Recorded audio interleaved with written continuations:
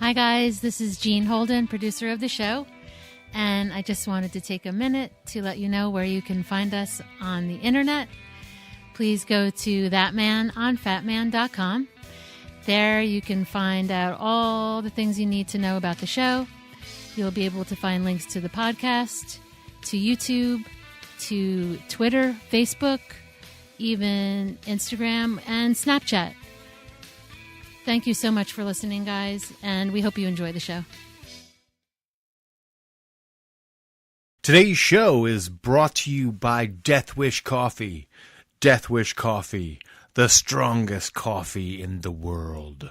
This is Kevin Conroy, the voice of Batman, and I want to urge you to make a generous donation to the Wayne Foundation so we can stop the sexual trafficking of children. Do it, or I'll find you. And don't forget to check out our good friend of the show, Mark Live, over at chundertunes.com for all your podcast animation needs. ThatMan on Fatman is recorded with a Zoom H6 handy recorder. Zoom for creators. Disclaimer. The show you're about to experience is for entertainment purposes only. The hosts use mature language and conversation just like in most of life. If you're too uptight, this might not be for you. All that said, we really do hope you enjoy the show. But if you don't enjoy it, expect a nice big shipment of my joyous Joker juice on your doorstep in the very near future. Toodles! Yes, please note that use of all sound effects is done ironically. Ooh-ah. You are listening to ThatMan on Fatman with Scott and Jean Holden, and they, trust me, have a great ass. As the world's biggest Kevin Smith fan, I appreciate the fact that somebody finally made a podcast about that interesting motherfucker. So yes, you absolutely did the right thing. Okay, what has two thumbs and is a huge fan of Kevin Smith? ThatMan! Scott, who does ThatMan on Fatman podcast. Yeah.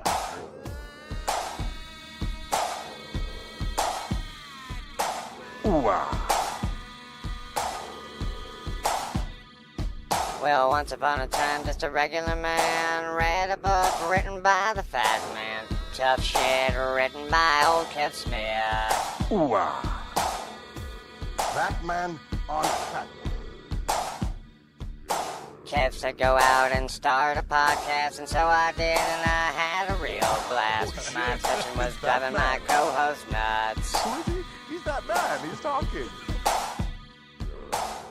Didn't want to bring the podcast down. Needed Pork Chop Murphy to hang around. Go get him, that man. So I created a show with one heck of a plan, and I call that show ThatMan on Fatman. ThatMan on Fatman. Go get him, that man. We're gonna talk about Kevin Smith. ThatMan on Fatman. ThatMan on Fatman. Go get him, that man. We're gonna talk about Kevin Smith. Go get him, that man. Hey, everybody. Welcome to this episode 422 of ThatMan on Fatman. I am Scott Holden. Here in That Cave is none other than Gene Holden, extreme producer and all that great stuff extraordinaire. I feel like I should You're talk extreme. like this. You're the extreme. That's so not me. That hurt my throat so much because All right. I'm so not that. Hey guys, how are you? Hey, did you play field hockey? I never did. Ah, shit! I thought you played field hockey. I played as a kid. soccer. Yeah. Because I made a claim that I boasted falsely on you. I played Because you know soccer. this weekend is the local meetup for the View Askew Hockey League. Awesome. Oh, you know what I did though? I used to pitch a mean And so apparently speedball. I've got a torn ligament So I'm not going to be playing. Oh my God, I fucking whipped that But shit. we're going. I'm going to whip that shit. So you're going to play. Okay, Oh, cool. Because yeah. I told you might play. Oh, so God, all right, yeah. good. I'm glad. I'm an athletic girl. I can do that. Yeah, that's what shit. I thought. I mean, I can run. I said that. Cause fucking, I can hit a bit of fucking puck. Yeah, and there's going to be or a few whatever it girls is. who are going to play. Okay. So Cool. Yeah. And I thought you played some field hockey, but I wasn't. I guess I was wrong. I played there. soccer, but I mean, it's field hockey but different. Yeah, with a ball. Yeah, one's with a stick. Yeah. A stick. Ooh, cool. Right, you can so that's this be like a weekend. jock. This weekend? Yeah, that's this weekend. Uh-oh. But that's all right. I forgot about your previous you engagement. Okay, I will blame myself. I am the producer of the show.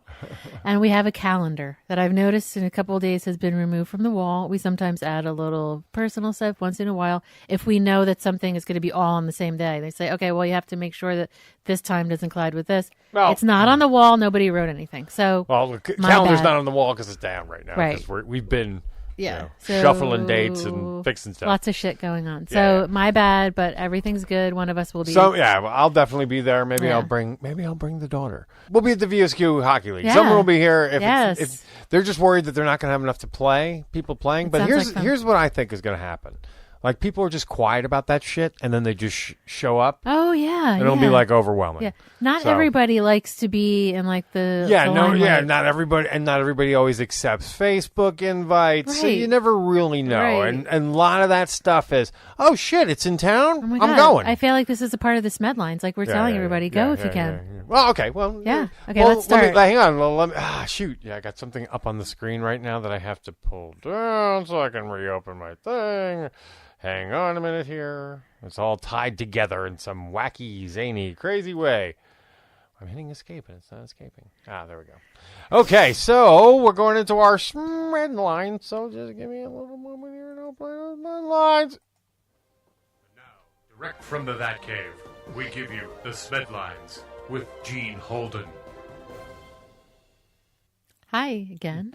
Wow, what a vast difference. this is. Another episode of the SMed lines, I guess. An episode. Yes. I guess Yeah. we call it an episode. Segment. It's a segment. A segment. There you An go. excerpt of sorts. It's a weekly digest of what's going on. Yeah, so let's digest Kevin's innards. Or whatever it's called. So His innards or his outer? His outards. That's a whole different show. Yes. So Jay and Bob are going to Louisiana. Sounds like Nolans. Nolans. Now, Well, how cool there's a is lot that of talk shit? about Nolans. Well, I love that. I mean, it's so But far from I where think we they're are. more but in a it's suburb of it. But Yeah. and God, that's a little flair. Here's the thing. I'm told Jelly because I know. for so long it was in the Philly area. There was Yeah. also talk of New York, and Yeah. now it's just like in such an odd spot. Yeah, well, there are It's not even in planes. L.A. Although I'm sure they'll do That's- shooting in Of L.A. course. And, you Pickups know, and whatnot. planes are available for people if they ever need to travel. So let's get real, people. Yeah, Just because yeah, you're not yeah. in the town does not mean Yeah, you cannot yeah, co-op. You cannot be a part of I understand. I the understand. awesome movie it's going to be Jay and I'm Silent just Bob saying. rebooted. I can't I wait. know that.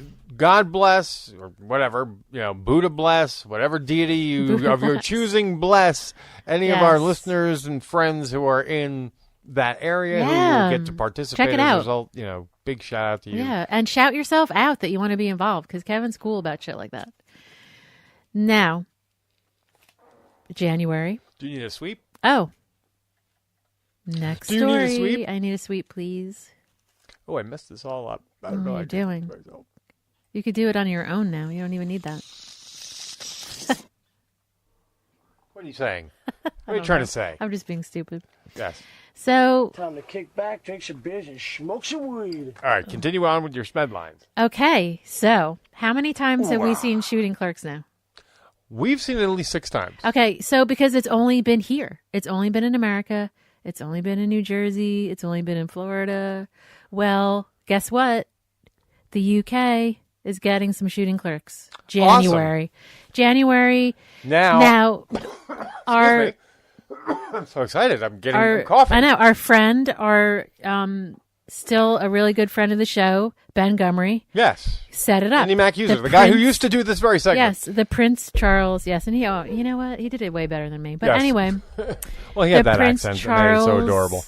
Oh, I'm so horrible with that. But He's told me how much he appreciates your Smedline. Does he like mine? Yes, I feel like I'm very lax. He loves the fact that it also brings you more in the show. He was very sense. proper. Yes. Like proper and distinguished. And I sound like he a still really does a lot of Smedlines on his own site on Indie Mac users. But he's so way check him out. cooler than me, and I just sound still like a buddy, still a friend. Right, I just sound like a schlubby American. So anyway, but if it wasn't for him, from what I understand, like he's sort of the guy who, the mover and shaker. I totally believe that because when I I imagine Ben, he's moving and shaking.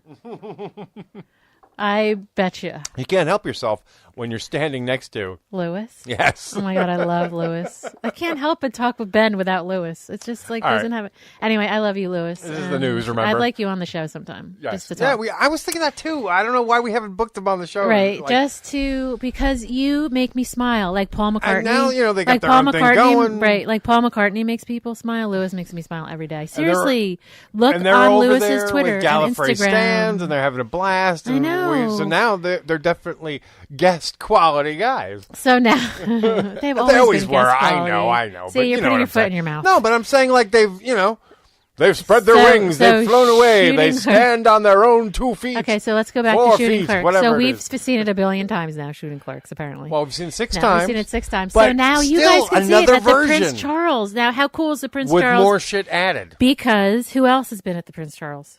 Oh yeah, it's where Kevin. It's Kevin's. Right, Yoga Hosers. Apparently, he has a stall named after him Right. at that theater. And Yoga Hosers was It's there. so funny too because I remember Ben and I were talking about when it was going to play in Europe, and he said something like that. I said, I think to the effect of is that the place? Like he was talking about the one place. I'm like, is that the place with the stall that's named after him? Oh my God! He's I like, hope Kevin yeah. goes I'm on like, that it has to be there. There's yeah, no. and Kevin will take a picture. No, well, Kevin won't be there, will he? Yes, he will. He may. Who knows? We'll see. I hope he does, sir. Go. Regardless, How awesome. here's my prediction: get fucking tickets as soon as they go on sale. Yeah, because this event will sell out. Every screening I've seen of it is sold out. Right. Don't underestimate. Yeah, trust me. There's going to be. You'll be Clerks surprised. Biopic. Yeah, it's the really fucking the Kevin Smith fans are going to come out of the woodwork there. Right, especially in that area. Right, right, and they did an awesome job. I mean, you guys deserve it. Yes, you deserve everything. And you'll get to see another version because, again, let's see, the guy that we just recently had on. Right. His scene should be in there, and that's cousin Johnny. Cousin Johnny's which in is it. John. Oh God, his last name always escapes me. I'm horrible with it. I can't. Willie Young. William. I don't know how I don't. It's just you want to say William. It's not real. Yeah. And you want to say, but it's Willie Young. But it's not. Yeah, and it's not the normal. Yeah. Like flow of the tongue type of thing. So his scene should be inserted. Also, Grace, I believe, is in that scene. Grace is amazing, and wait till you see Scott Schiaffo because he's amazing in it. And I think they might have also added the Brian scene, right? Brian Johnson scene. Yeah, so you're in for a treat. Check it out; it's awesome. The closest to the finished version. The guys, you're going to see pretty much a lot of people you know in it, and it's so much fun to be with everyone, and it's like a camaraderie because it's a part. It's almost like the Kevin Smith. Like fan We'd love base, to be there, but at this there. point, we're independent filmmakers and have no extra money. Right. Hey, and you know what? If some money falls into our laps, or we're there. plane tickets or whatever. Listen, yeah, sure. I would be on a plane so quick you have no idea. I would have no. I wouldn't even have a second thought. So, I know it's going to be awesome. I'm so proud of you, and thanks to Ben All right. for getting it all together. And check out Shooting Clerks on Twitter. It's awesome. Yes. Okay. All right, next story, I guess. So, check out... Sorry. You're just not used to your I never sweeper. get... Yeah, I don't... The audio sweeper. I feel very dirty or something. Yeah. So, okay, another one. SModcast number 384. Another one. SModcast number 384 with Megan Phelps is out. Check it out. Okay, I've gone through about 3/4 of it. Right. So no Here's spoilers. what I'll say. Huge shout out to, well, it wasn't a huge shout out, but the fact that it's mentioned in there I think is good, and the context it's mentioned is good, is Lady Parts Justice. Yes. Those who know us and follow the documentary that we're filming know that Liz Winstead, right, who is creator of The Daily Show, and Yes. and also creator of Lady Parts Justice. Yeah, and Lady Parts Justice, you need to go to their webpage, check it out because they're huge. There's a lot of stuff going on. So much stuff for women. Podcasts. I don't know. I forget the name of the actual podcast that they do. It's Lady Parts Justice League. Yeah. Is the group, but just check them out. They have so much information for women regarding Planned Parenthood, and they're out there. They show you the laws. Open dialogues. They have all the laws written out, so you can follow it word for word. You can email them and ask questions. They're you really can volunteer. Their podcast is amazing.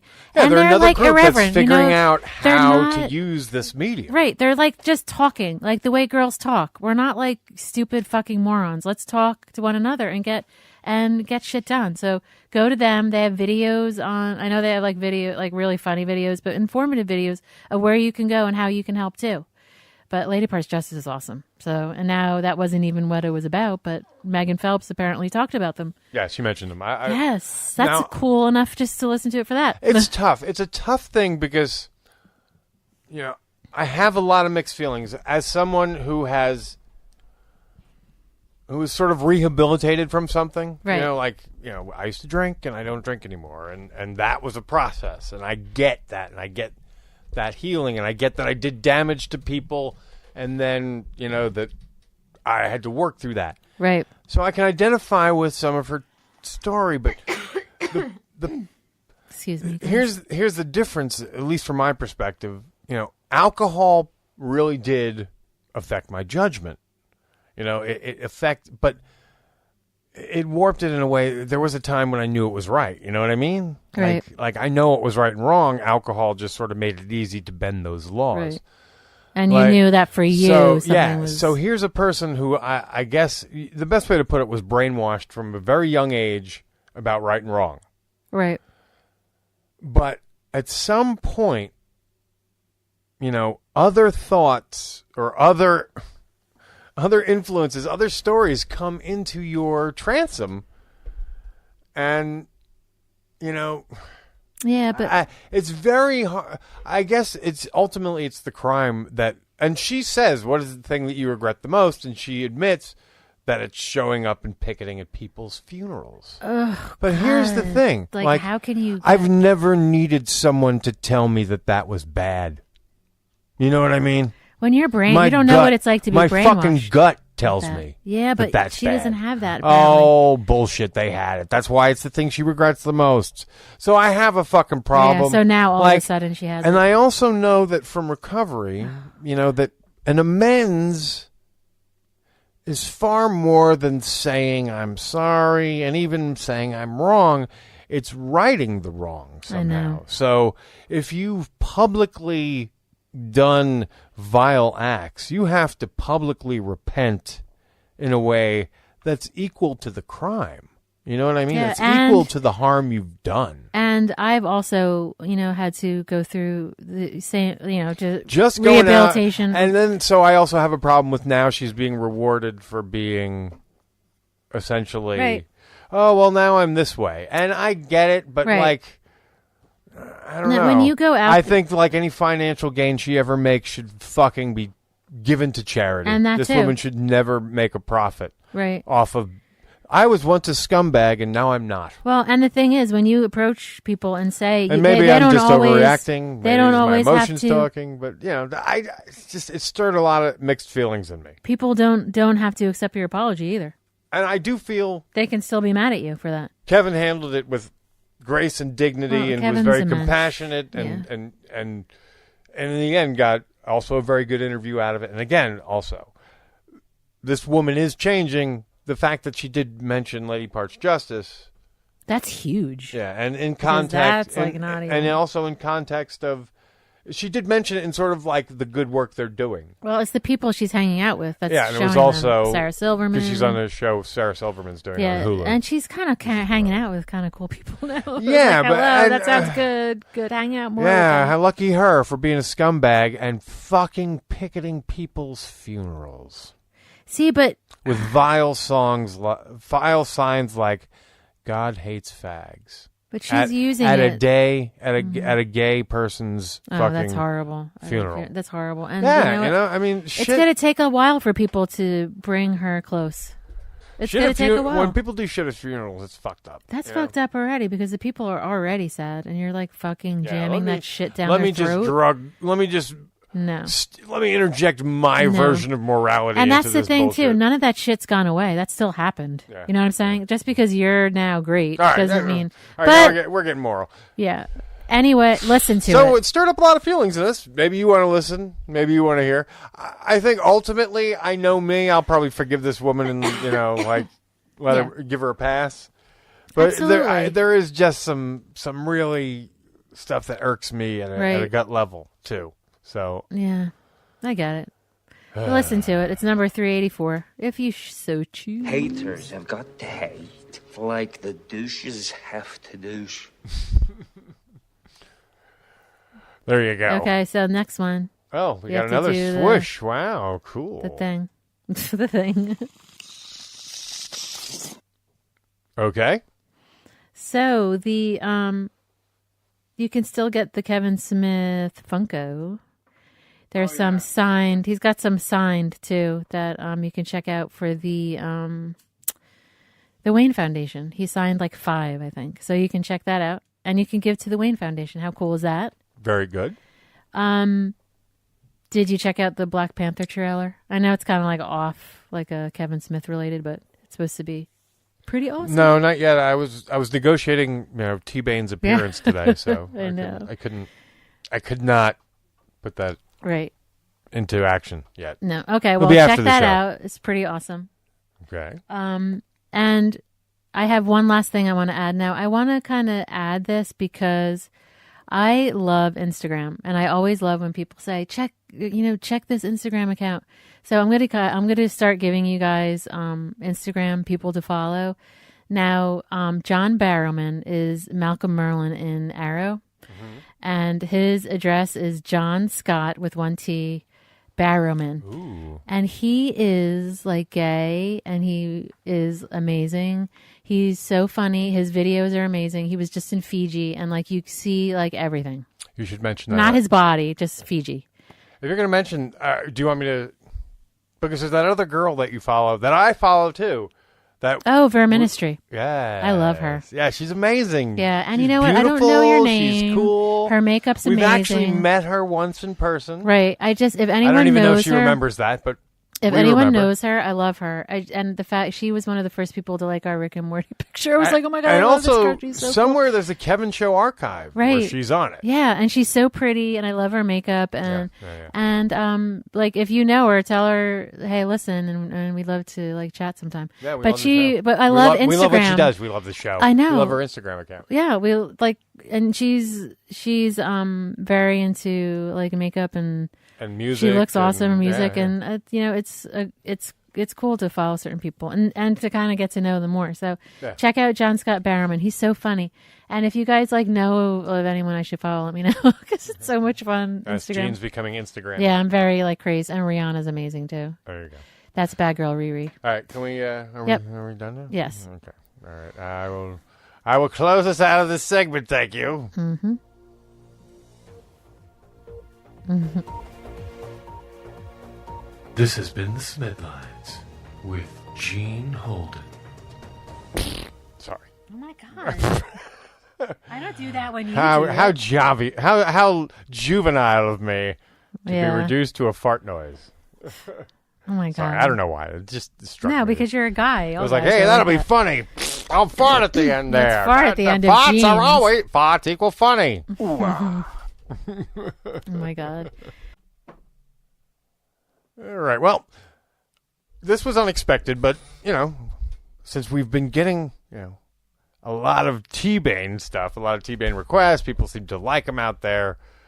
For those of you who aren't aware, if you remember, Bane, Gotham's Reckoning, was once a horrible Batman villain, but he's turned himself around, and first he launched himself on a stand-up comedy career, but then I guess somehow that led him into the world of hip-hop. I know. And he's rebranded himself as T-Bane, and now performs, I guess, nationwide. Okay. His various hip-hop hits, and a few weeks ago he came in and he dropped a song off his soon-to-be-released album his mix. His mixtape. Whatevs. And so he's back again. He has another song. He's dropping his second single.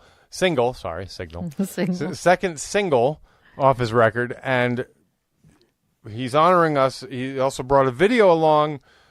And you have not seen or heard it, so I'm going to use this opportunity. I know. I feel like I missed out today. I was at work. Yes, but the beauty here is I'm gonna put a camera on you. Oh, and great! We'll post this so to everybody YouTube. Can see. We'll get what they call a reaction video. So we'll get your That's reactions what you call live. it. But so before, without any further ado, I got to bring into the studio none other than T-Bane. Everybody, hang on. Oh wait, let me. God, I should be more on the ball. But all right, so here we go. He's got a trip. A little T-Bane in the house.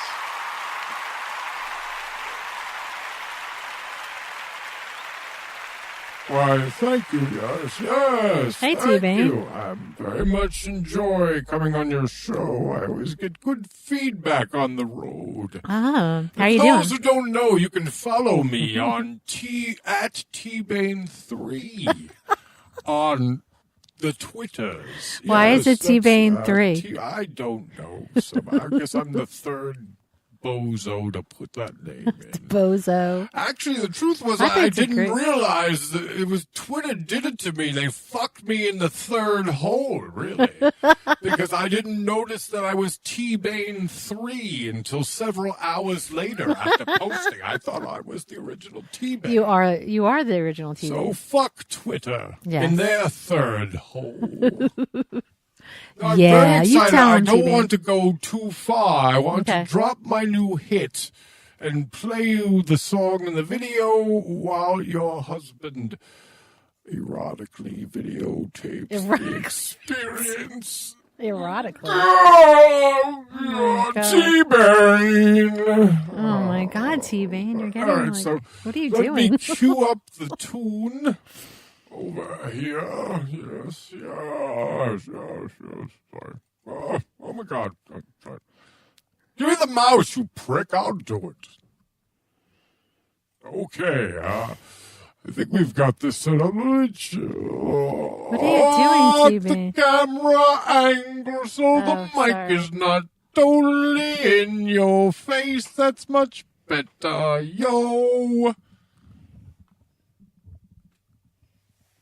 Am I looking there? All right, we're recording, and now I'm going to spin the monitor so you can see the video. Oh, it's on there. There you go. That was properly made earlier, and I hope I could just hit this and have it happen. Wait, I gotta move this. Is it playing? No. It's not playing it. Oh, more technical difficulties, you. Is it? Am I in the right mouse zone to hit play? No, go to the left. Left. My left or your left? You're right. I think. Hang on, I'll do it this way. I'll just hit play and spin it again. God damn it. Everything's got to be complicated on this stupid fucking show. Where'd my mouse go? T-Bane! Old school. Here we go. Anger issues.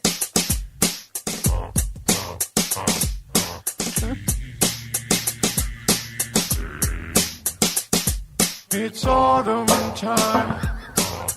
I'm kicking back with my homies. Just chilling in the house. In autumn time, I fall victim to my guilty pleasure.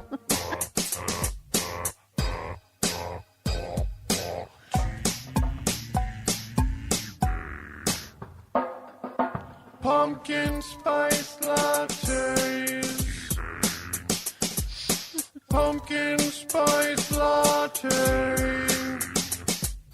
Pumpkin spice latte. A white man's guilty pleasure.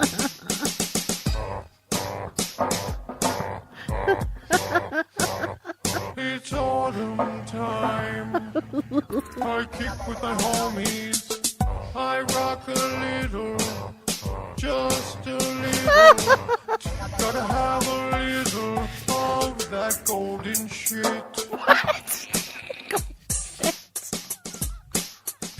PSL. PSL. Oh my god, I'm gonna pee in my pants. It's PSL.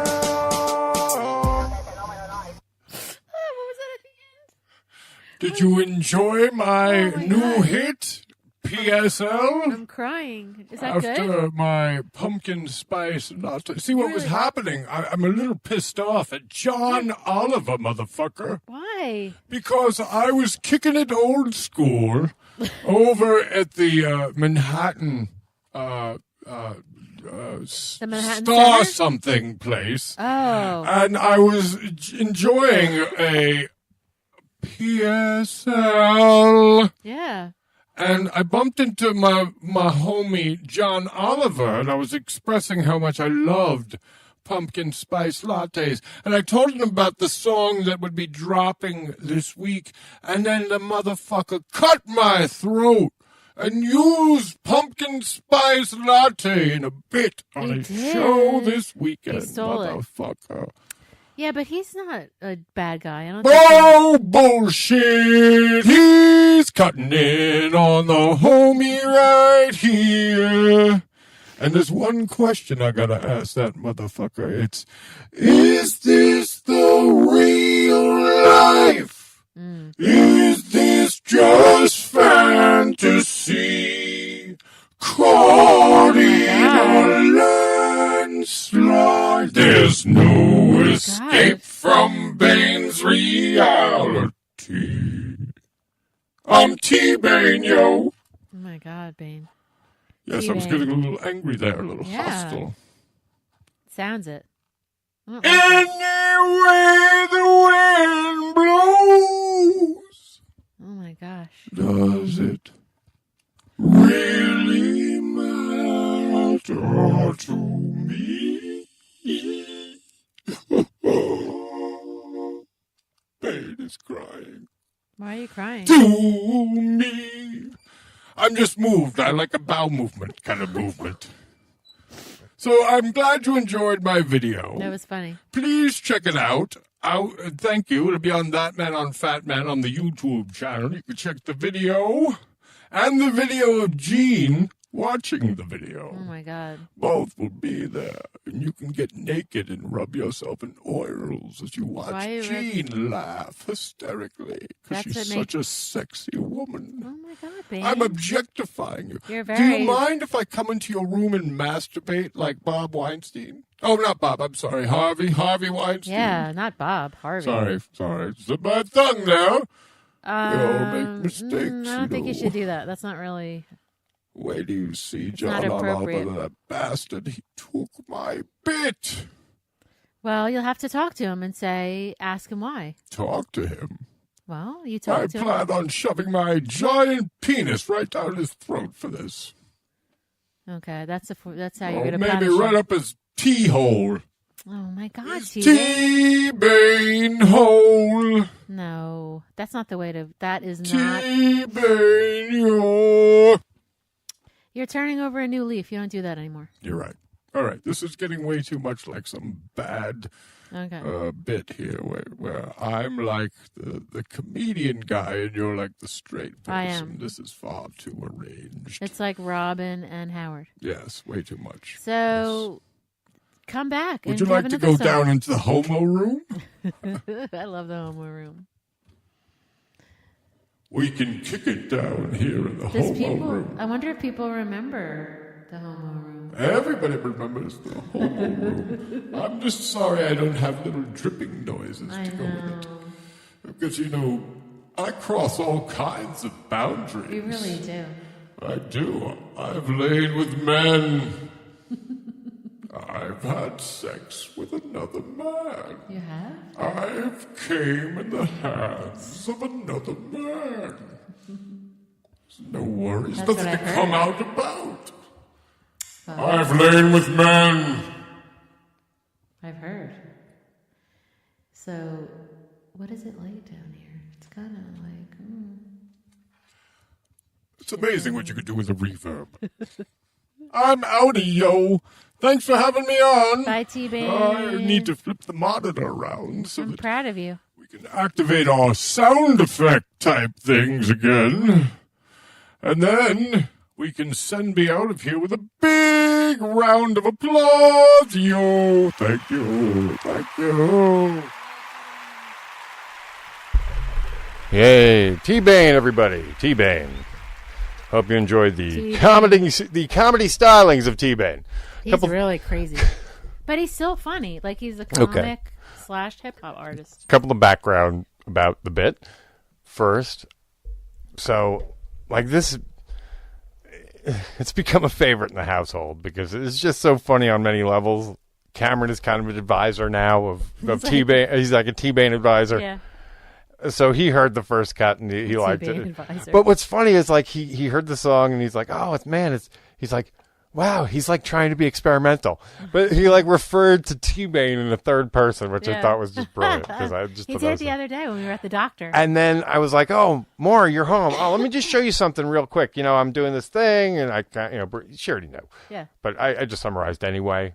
So to show her what I was about to show her.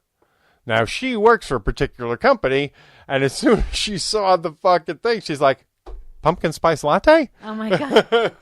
Did she She's laugh? like, that's the code. I'm like, oh, you know. She must have liked it. Yeah, she enjoyed it. She got a kick out of it. She didn't know what to make of it, to tell you the truth. It's like, what? She's like, what the fuck is wrong with my This parents? is what my dad is doing when I'm my at dad's school. crazy. Making T-Bane videos. Which you can find again on our YouTube channel, along with the video of Gene watching it, which I have to stop, the actually. Camera? Oh, my God. Yeah, I have to stop because we're going way too long. Scratching my butt. I'll cut a lot of that out. Okay. Don't worry. Sorry, That'll be shortened. So a little interesting thing about today's show. We met this person while we were at Comic-Con. Uh-huh. And while we were there, she was a fellow press person. Yeah. And we just sat down and got to talking, and we just kind of, I get a vibe from people, like who I think is a good talker, who's not. And it was funny because then the next day we were we went to the Robot Chicken panel. That was awesome. And the way they did it, they have like someone come out who sort of like MCs the crowd before each thing. And they'll just kind of get the crowd interactive and, essentially keep the crowd from eating themselves and for a good 15, 20 minutes while the act gets ready. Yeah. And she volunteered. And we got to watch her. And it's so funny, too, because I'm like, was that the girl from yesterday? Yeah, but I was thinking of someone else when you said that. But then I did. I'm like, oh, yeah, that is her. Yeah. So it all kind of... we were like, hey, that's the girl who's in dance. And, like, I already kind of knew that she had an interesting perspective. I knew that she had been to cool places and interviewed cool people. So she'd be a good match for the show. Yeah, she was great. And I also, in talking to her, knew that she did a podcast. Uh-huh. So she's at Dani Rat on Twitter. Is there any underscores or anything like that in there? No, it's just at Dani Rat. And her name is Danielle. Yes. And she writes for, she's an independent writer. Right. But she's written for a whole bunch of different blogs. So, matter of fact, we'll let her tell you that stuff in the interview. And her podcast is Freaky Fandoms. Yes, Freaky Fandoms. I like that name. Yeah. And well, again, I'd rather her explain it because she lays it all out during the interview. Don't want to double down and make you have to listen to the same crap twice. But she's a lot of fun. And during the interview, we also found out something else. We have another connection. And so we've decided to use this interview as sort of a crossover between this show and the other show that we host called Tales from the Swing. So if you listen to both those shows, darn it, you're going to be like, oh, I know. I've heard this interview on the other show. But on the upside, you'll hear different host segments on both these shows, even though it's the same interview, which will address this segment about this girl from a different perspective. Right. So another reason to check that out, should you want to, if you're a fan of that show, because we're not going to cut either interview. We're going to keep it the same for both shows, so you get an idea of what the other show is like and what we talk about there, and you get and those people from that side will kind of hear the Kevin Smith fanboy crazy stuff too. So it's kind of cool. Yeah, it's a weird crossover. Yeah. So, and we've been looking forward to doing this, and this became like in that moment, it became obvious wow, you're the perfect candidate. We're going to do this with your show. And it's happening now, whether we want it to happen or and she not. was all about it, too. She was like, awesome. yes, that's awesome. Thank you. She thought it was a great idea. So, Not that I didn't want it to, but you know what I mean. Yeah. And since we're trying to be at least monthly with that show, this helps get us off the hook. Because we do have some stuff going on that end, but we don't want to rush like we did before and kill ourselves. We want good stuff, good material. Yeah, that's an important show for us. Yeah. Notice I'm doing the show standing now, more like Kevin. You're standing. Yeah. Yeah. Why are you standing? I just feel more... Feel better standing? Yeah, and I can project more from my diaphragm, and I just feel more like on. He stands when he podcasts too? I don't know if he stands when he podcasts, but I know he stands a lot. Oh my God, he does, which is good. It's better for your legs to stand. So I'm doing, and it's easier for me to see you over the computer monitors and all that shit. Sitting too and long. It'll just be weird probably when we have a guest. I might have to sit. Right. But this is like our second show. I'm starting to stand more. Public service announcement. Sitting is not good for you because it could give you DVTs, which is deep vein thrombosis. So stand a lot. You know what? That might be a T-Bane song coming out. DVT. That'll be because you have to keep the blood flowing. So DVTs, we don't want those. So stand. Do pumpkin spice lattes help with those? They do. Lots of it. So without further ado, let's introduce our guest. Dani Rat. Here comes Dani Rat. Ooh, Danielle. I know. Dani Rat. Well, she wouldn't pick that Twitter name if she didn't want to be addressed in that fashion. I know. So, plus, let's face it, in the end, that is really more important to get out there because then people will follow her. Yes, at Dani Rat. Yeah. Follow her. And then you'll understand who she is. Now. Do it now. Yes. And here she is.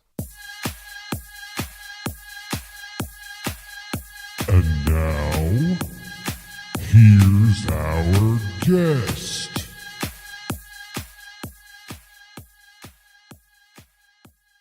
All right, we're bringing someone in. It was really kind of a cool little experience. We were at New York City ComicCon, and we were downstairs waiting on the AMC, Kevin's big set, but apparently there was a different press gig going on downstairs. It's pretty cool because I went down there and there was that guy I said who was from Scrubs.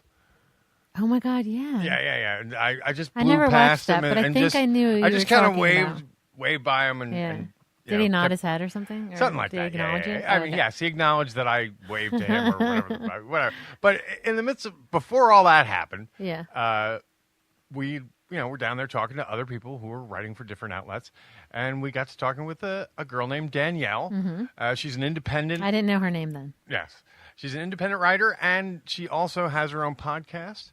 But we got a good conversation going, and we enjoyed it so much. And then we saw her later in the week, perform. We did. She got to dance on stage. It was adorable. With like a whole goofy. Because we'll talk more about the Dynamite song. Yeah, but you know what? People that do that are amaze me because that takes a lot of guts to do that. Yeah. All right. People. So let me bring up her mic so she can be included in the conversation.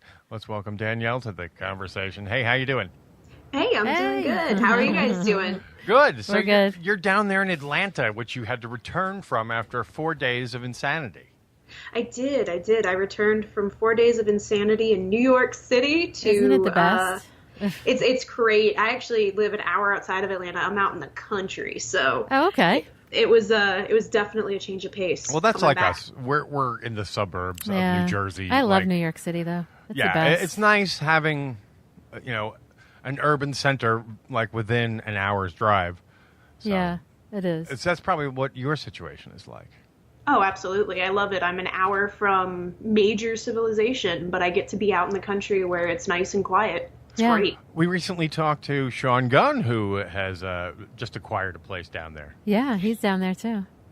Yeah, I'm always hoping that I'll bump into him at some day, but we'll see. You're in good company down there. Definitely. If he's down there, that probably means that Rooker's probably kicking around. Oh my God, Rooker, yes. And Yondu will look over you and you'll be all right, girl. You will be all right. Did you see Rooker on your Comic-Con experience this weekend?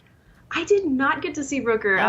My buddy actually covered all the Rooker stuff. So, awesome. But he was texting me through, like sending me pictures of Rooker, and I was sending him pictures of the cast of the X-Files, and we just kind of shared back and forth. I love Rooker. He's incredible. I met him once, and it was the best. He gave me a big bear hug. Isn't he the best? He's the best. I know. He really is. He's so funny. We had the honor of having him on. Yeah, he was like about a year ago. Yeah, if you can listen, maybe even more now. It might be more.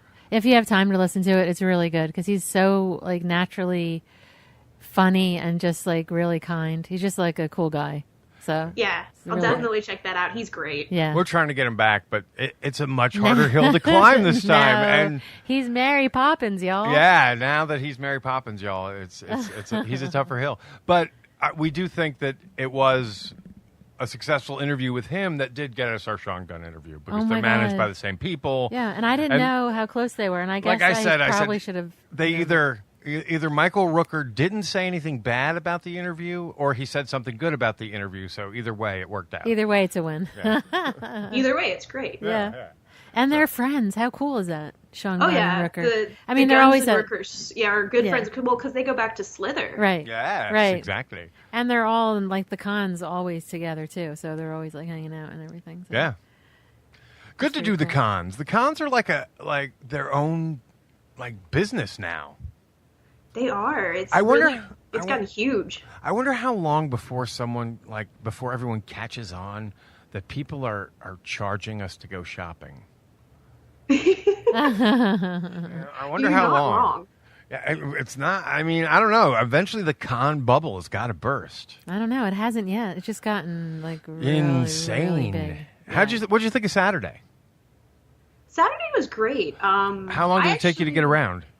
Saturday wasn't too bad. I actually found that Sunday was more crowded than Saturday to me. Really? Yeah, Sunday was nuts. I was trying to get around on Sunday, and I had places to be, and it was just impossible to even get across the floor. If you're trying to get across the show floor, it was going to take you a half hour to get from one side to the other, no matter what. Oh, my God. It's so funny. We sat out Saturday because, I've been through that experience. And we set out on Sunday, but just because of weather... And our car was acting up that morning because maybe it was because of weather. I don't know. Yeah. And we were all dressed up and something happened along the way. And we're like, you know what? I don't feel safe about going in today. Because the car was weird. Yeah. And then you looked at the thing and you're like, the con's over at 5 today. It was done at 5, wasn't it? And I'm like, it's almost 1. So yeah. What's the point? By the time we got there, really, and they got walked over and everything, it probably would have been like 3:30. Blah blah blah. Like, okay, so we're here an hour and a half. Yeah. And let's face it, you can't really move. No. So we're glad we made to us, Thursday and Fridays are the best days to go. Yeah, to us that was great. I would agree. It worked out really good. Yeah, Thursday and Friday were both great. They weren't super crazy crowded. No, they weren't. And I mean, obviously, because it's a work week for people, it's hard for them to get out. But that's benefits. Sorry, guys, if you have to work, it benefits us a whole lot. So you came up from Atlanta. Was this all planned, or how did you figure out how you wanted to do NYC ComicCon this year? So I actually did it through the fan contributor program with fandom.com, and what they do is you write for them, and it's sort of like an internship, apprenticeship kind of thing.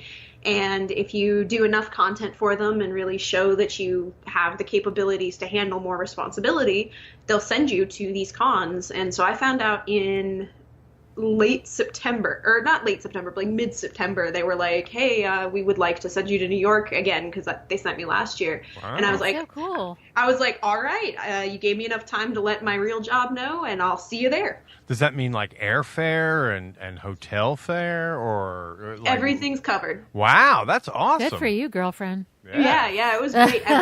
Everything was 100% covered, except for just, like swag and stuff, obviously I had to pay for, but airfare, hotel, press pass, everything was taken care of. That's amazing. Yeah, it's the way to go. I mean, obviously. Yeah, she worked it's funny because she worked for that shit, though. I did. we've been doing this show now for season 4 we're on, so that's 3 years technically. But this is the 3rd year that we've written in for passes, and the first year that they've deemed us worthy. Yay. I guess. Yeah. So it was our first year doing media instead of just doing it out of our dime and Yeah, it was cool.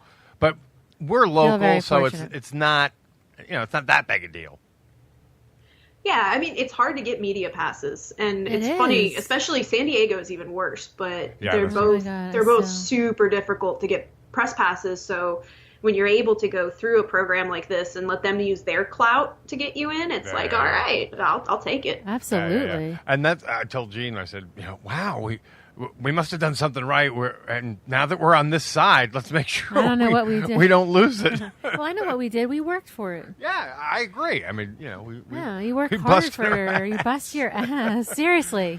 The reward is there. I call it the video game theory. That's the way I've always seen the show. Like, we started out small, and you get certain guests, and it's like down in bosses, it kind of, in its own level. So once you take down like a major level boss, getting other guests becomes easy. So it's definitely it's a one day at a time thing, but eventually you get your Michael Rookers, you get your Kevin Smiths, you get your your bigger guests, and then it becomes easier to get smaller guests, or like we say, there's certain guests that we consider A-list. Anyone in Kevin Smith's universe to us is an A-list guest. Yeah, right small off the bat. Small is relative too, because to us they could be huge. Yeah, small is And we are total fangirls of the Kevin Smith thing, so that's how we got involved. Right.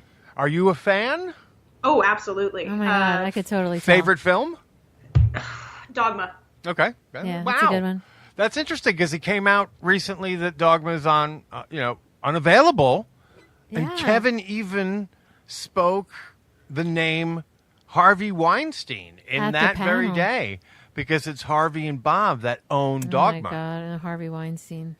That whole thing is so disgusting. Isn't that amazing? And he didn't bring. And you know what? Whacked out. Kevin knew when he was up there about that because it had already come out. Oh yeah, I know because Kevin Kevin is very media savvy, and that's why he said Harvey's name. Oh. And when you heard it, it was kind of he said it with a definite.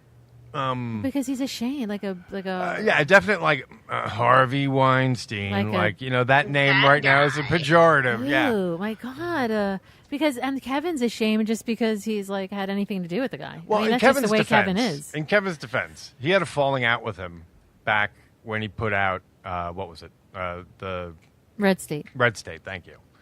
So I don't know that he's necessarily, one of those celebrities that people are gunning for. No, but if no, and it's kind of it seems like all of a sudden Ben Affleck is. Oh my God, Ben Affleck grabbed somebody or was aggressive. What the fuck? Well, they're saying that under Weinstein's tutelage or whatever you want to say. Okay, guys, this is not okay. Doing this sort of thing is not okay. So we have 2 women to talk about this. Keep your hands to yourself. They're it just.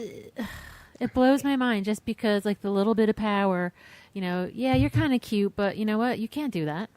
Harvey I'm talking about Ben Affleck. I'm not talking about Harvey Weinstein. Yeah, well, I mean, it's been crazy because in the entertainment journalism community, we had 2 back-to-back falling out, with the Alamo Drafthouse. We had the Devin Faraci thing where somebody who was accused of sexually assaulting somebody was hired back under the table secretly. We had wait, wasn't there someone? What's his name? The guy from Harry Knowles. Ain't it cool? Yeah, yes. I saw something about him. That came out a week after, and then that was scary. And then the Weinstein dropped. It was bang, bang, bang. And I'm just finally people are going to pay attention that this industry is run by really disgusting men. Now, wait a minute. Now, Harry Knowles, what can you use? What could he use on someone? I'm going to write a bad review of you? I mean.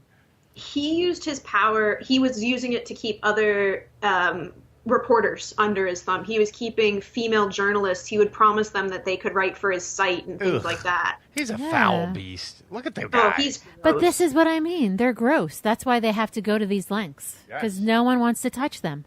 Yes. They have to go to these lengths to get attention, and because they're disgusting. When they're you have not- to go not that good. far, when you have to go that far to reach that far, come on. You're pathetic. It's I've the always whole thought straight white Knowles- male thing.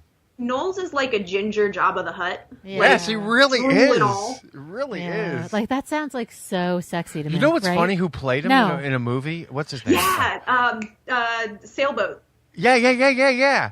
Yeah, what's his name? I don't know who you're talking about. from big- Mallrats. It's a fucking sailboat. Oh, yeah, the big guy. Jesus. Who's also was in. He was his brother. He was Brandon. Not Brandon. Yeah, on My Name Is Earl. He played Yes. the brother on My Name Is Earl, and he's in. Yeah, he was in the movie Fanboys. He Yes, played yes, Knowles. he played Harry Knowles, and it's so funny too because I had to double take. I'm like, is that really Harry Knowles? He's much better. Well, he's looking William than Black Knowles. in the movie, right? Is he William Yes, Black? he's one of the William Blacks. He's the other Scott. He's Scott Mosier's See, the other I Willem know Black. my shit. I know my Kevin. And it's Willem Black. It should be. Ooh, Willem. Sorry. It should be Willem. Willem. It should be Willem It Black. probably does say Willem, but I Which is said it wrong. actually the name of David Klein and Scott Mosier's film that was their graduation project to get out of their film school. Was or it to really? graduate from their film And what school. was it called? That name. Willem Black. Willem Black. And then Willem Black became that character that Scott Mosier played where he banged into the wall in Clerks. And that's You know, Tell Him Steve Dave, right? That is Or Tell Him that- Steve Dave. No, Yeah. Tell Him Steve Dave is not actually in Clerks. That's Scott Mosier. And then Scott Mosier, for whatever, so he plays that character, but then that character morphs in Mallrats into the big guy that we're talking about. I know. Why can't I? Whose name we can't come up with. It's so terrible because Between the three of us and the internet, but I'm have 'em standing right up here. because I'm trying to Jedi mind trick the donuts to me from across the room. Yeah, instead of just asking me, Ethan Suppley. That's it, Ethan Suppley. Suppley, is that how you say it? I don't know. Suppley. I've What's heard that? I've heard it both ways. Are you trying to Just like me. sound I've heard more it both distinguished ways. than me? And you. Suppley. Souffle. Souffle. Will you please pass the Oh donuts? my god. Where are I'm going the to do one of donuts? the many things you can't do on air. Oh my god, you did it last time too. I know, but those Danielle, were he was delicious eating French French fries the whole time. Wouldn't that bother you? I mean, there's worse things. Yeah, but the way he was doing it. But that's was like- fair. I got pretty drunk during my show's Game of Thrones episode, so I was drinking wine during the whole the whole thing. Like I was like Rick from Rick and Morty levels of drunk. Oh like my I was God, yes. I was disgusting. I had to go back and edit out all of my burps and belches and stumbling things. No, you didn't. You could have kept it. So what was the best meal you got to charge to this service? I would say I had eggs and French fries at like 11 o'clock at night one night at this little diner with a friend, and we sat there and talked about Quentin Tarantino for 2 hours. So the conversation was better than the food, but that would probably be it. Can I ask if it was the TikTok diner? Because that was It right. was. Yeah, of course. I love TikTok the diner TikTok right diner. across. I'm so glad it was right We ate there while we were there too. I'm sure Yeah, it was everybody did. great. That was it was in my hotel. We were staying in the New Yorker, so. Oh, there you go. There you go. Good for you. Gosh. Right. Did on. they like pile you in with other reporters? Did you have to share rooms, or how did that work? No, I'm sure she was by herself. I looked out. I was by myself. A lot of the other Was that folks by choice were, or by? It was by sheer luck. It was they got a certain number of rooms, split us up according, to gender and that kind of thing, and tried to match us with people that we'd be comfortable with. And I just happened to be the odd numbered person, so I got my own room, which I was not upset about. I was gonna say. Are you married? Are you single? Sorry, I'm eating a donut now. Oh, I'm engaged. Oh, congratulations. How long? How long have you been engaged? We've been engaged since April, and we've been together. We'll actually be getting married a week before our 10-year anniversary. So you have a date set. Yes, we're getting married in March. Then you are really engaged. It's real. It's happening. Oh we my have God, it's real. I'm so happy for you. We don't count those people engaged who are just perpetually, I have a Yeah. ring, no date. Well, we can There's count no them. hurry. Why does it bother us? Well, not you. I speak for me. Yes, It I'm not bothers bothered me. by that. You're People, fake. Do it. Pull the trigger. Set a date. Yeah, because Hire a band. No, Commit. it's no one else's life but theirs. Misery loves company. Exactly. No, I'm kidding. No one else's life but theirs. Because they might change their mind and say, you know what, we don't have to get married. Why don't we just live together? And bring a couple other people into our relationship, just like the guy who made Wonder Woman. Yes, you could There do you that go. too. make it interesting. Samuel Marston. Yes. I've got to see and that comes movie. out. And that comes out Friday, by the way. I'm Looks so amazing. excited. Doesn't looks it look great. amazing? It looks so good. I've known that story for a very long time. I'm like, it's the best story ever. It's perfect. I can't wait to see it. I wonder if they were Rennies. I don't know. Because, Rennies are, that is a gateway to the BDSM community. I don't know. I'm convinced of that. I mean, it's one of the gateways. I wouldn't say it's the only gateway, but it's one of them. Well, yeah. Since that book got published, it's everywhere. So. Oh, the. Are we talking about the disgusting Twilight fan fiction that is 50 Shades of Grey? Yeah. Okay, it's funny you said that. No, but the 50 Shades of Grey. Yeah, 50 Shades of Grey was Twilight fan fiction. It really was. Okay, I didn't realize that, but that's how it started. She just changed the names. I read that first piece of shit Twilight book. It's bad too, but it's not as bad as 50 Shades of Grey. Nothing is as bad as 50 Shades of Grey. You could tell that was written by a teenage girl. It was not. That's the sad part. Wait, you're telling me Twilight wasn't written by a teenage girl? She's in her 20s, early 30s. Okay, well, that was obvious. It was written by an immature person. That I will give you. A sexually immature person. That I will forgive you. Because when long looks and touches mean that much to you, 50 Shades of Grey. It's like 50 Shades of Grey is even worse, though, because she talks about her inner goddess and all this stuff that I'm like, nobody talks to themselves like that unless they're narcissists. It's true. Who says that? I've never read the book, so I can't comment. You'll get I mad. read the first one, and after that, no. I mean, I love the fact that I did not read all of them. They invented a term called mommy porn just for that book. But if you're gonna read, if you're gonna read BDSM stories or something, though, like I think you should at least be reading something that's well written and not harmful, because I feel like that is not a BDSM relationship. That is an abusive. That's relationship. very abusive. You're absolutely right. Oh, you're talking about the one in the yeah. The yeah, we've heard that from a lot of BDSM. Christian Grey, absolutely. We actually host a different show that has a lot of like open relationships and BDSM stuff and swingers. Tales from the Swing. Yeah, Tales from the Swing. Yeah. So like this is not off the beaten trail for us, but but you're absolutely right. It is an abusive relationship. Yeah. It's super gross, and I'm like, don't normalize that. Right, and that's the thing. You can't normalize that because then, you can't normalize. But it's already being normalized. Look at our president. Yeah. Okay, enough. No more. I'm And not saying it. And Harvey Weinstein. But that's what I mean. He's come back to my hotel room for a minute. He's still you the president. touched my boob. I do that. Or whatever. What did he say? It was like that. The response was so odd. I'm used to that. When that came out, that coming out was not enough for people to not vote. Because that came out before the election.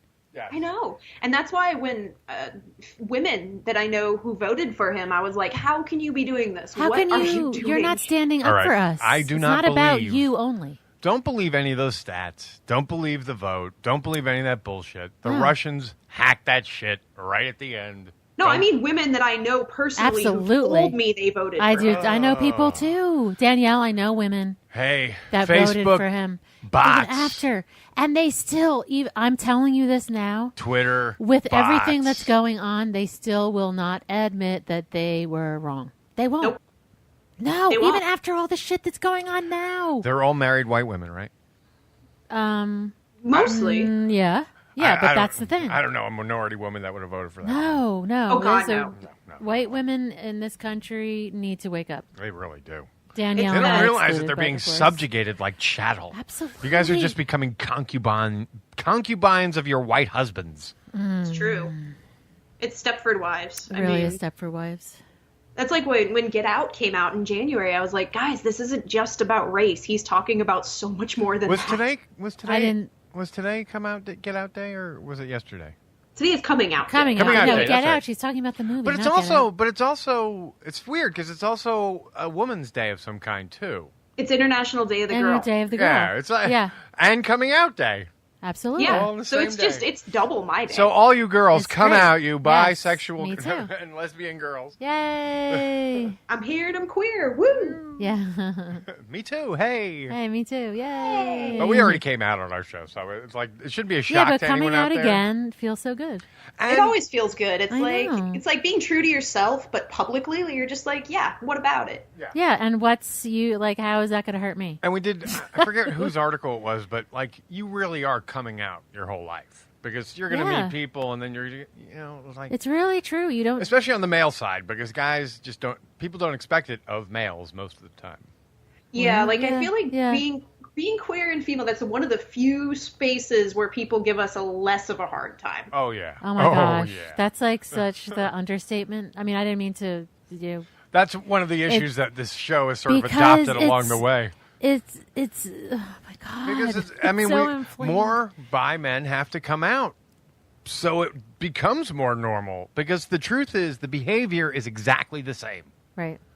Be it male or female. If you look at the patterns of dating or whatever you want to call it, the sexual behavior or whatever you want to call it, it's the same as bi men and bi female. The appeal, bi male and bi female. The appeal has always been women together. And the stigma is that bi men are gay on installment, which is bullshit. Right, which means super bullshit. Yeah, but it's and there shouldn't be any difference. And this is actually our next documentary. We're doing the B-Doc. Oh. Yes. Yeah. This is very cool. So, but it's funny because we fell in with Bob Hawke, and if you know anything about Clerks, he's kind of Kevin's angel, and we had him on the show. You might like his documentary, Film Hawk, it's called. We'll be the first ones to admit it. All the good stuff that has come in our life in the last few years have come out of the show, and therefore have come out of Kevin. And Bob Hawke is amazing. Full props to him. But Bob came on our show because he was like, you guys do a show just about Kevin. If, that's why I'm coming on, because I can appreciate that. And he also knew a little bit about that I had started the show because I was in a rough place and yada, he kind of knew the story of the show. But anyway, one of the cool things about doing it is you have him over we took him out for dinner, and it was really weird. Like, we had fell into this documentary film space, and Bob was on board. And he was very much wanting to tell the story about, bisexuality and how it's the forgotten part of that. Oh, my God. He was so, that thing. intense about it, too. He's like, no one's done it before. This has got to be your thing. And we were it's definitely like getting so into it. We wanted to do it, but at the same time, we were still a little nervous about that one. But the podcasting doc was like, yes, we can do this now. Yes.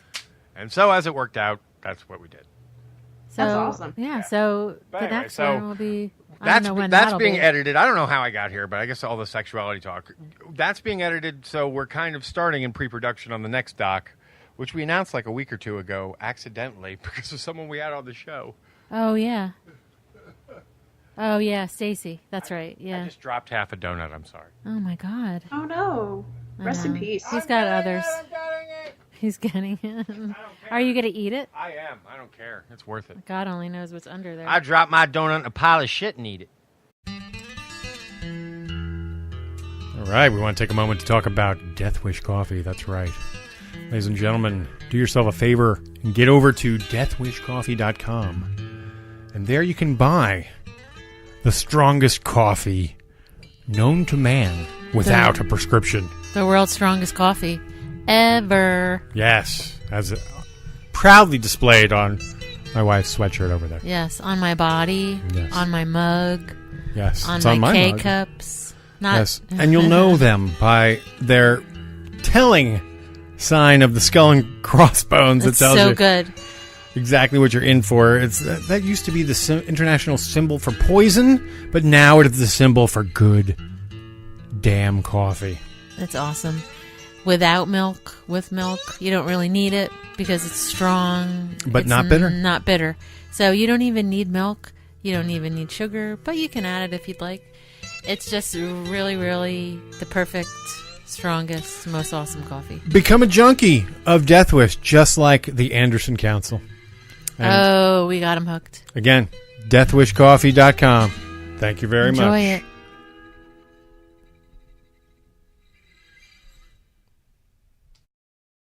So I want to hear more about Danielle now. Yes, Let's please. hear more about Danielle. Especially since you just admitted your queer on our show, which is, we love you more now. Now, are you bi? Are you lesbian? What's your deal? I am pan.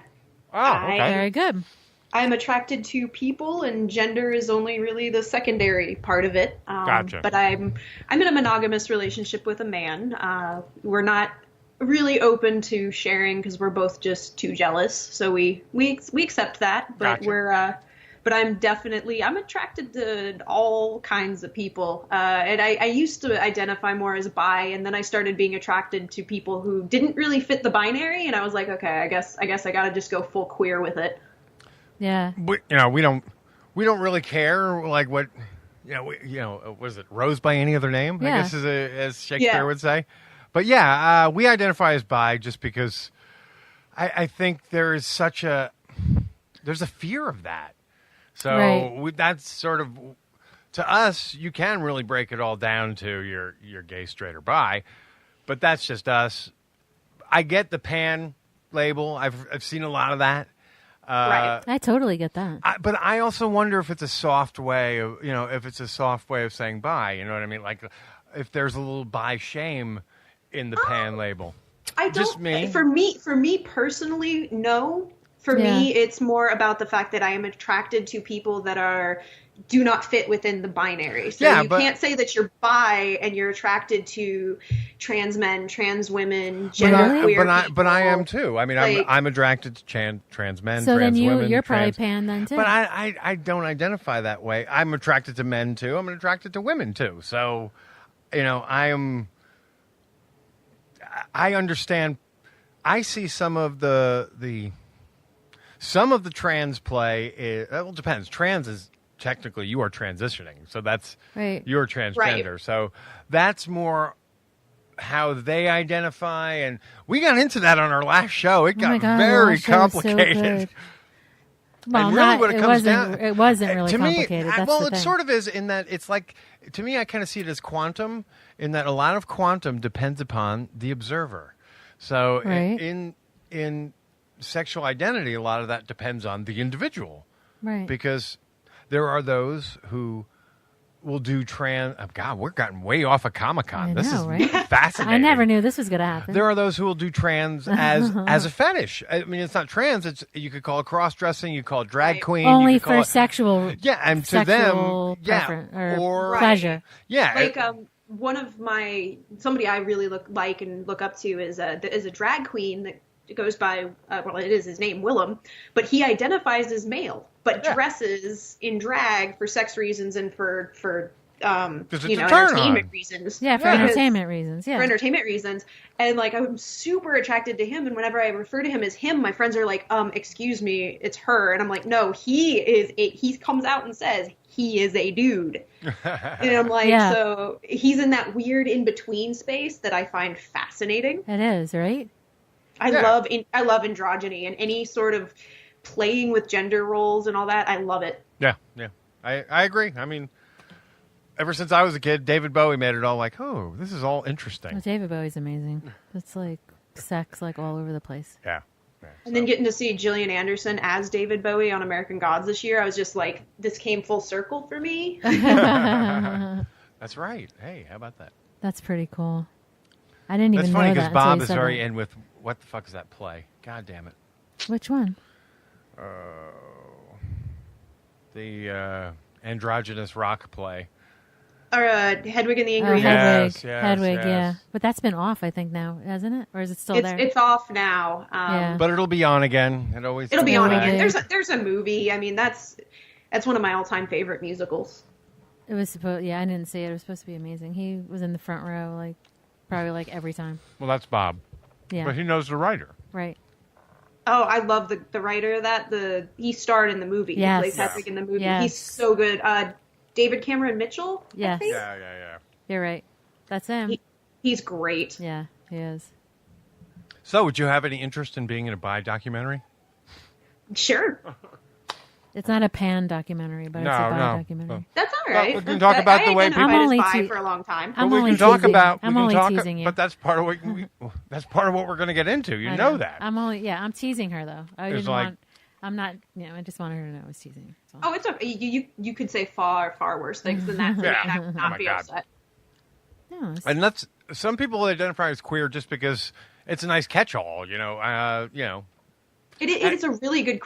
Queer's a great way to not have to get into explaining it exactly. Right. Yeah. And That's the way Susie. That's the way Susie identifies. Right, and you shouldn't have to really. I mean, it's my business. Absolutely. Exactly. But you know what? I'm like of the school now where once it became you can marry same sex, like why can't you just hey, how you doing? Nice to meet you. So, are you gay, straight, bi? What's your story? Hey, it should. I don't see why it should be a hang-up anymore. And maybe that's because I've come out and I've experienced that freedom. That's how I felt about it for a long time. But then I had somebody very close to me have a very difficult time with coming out.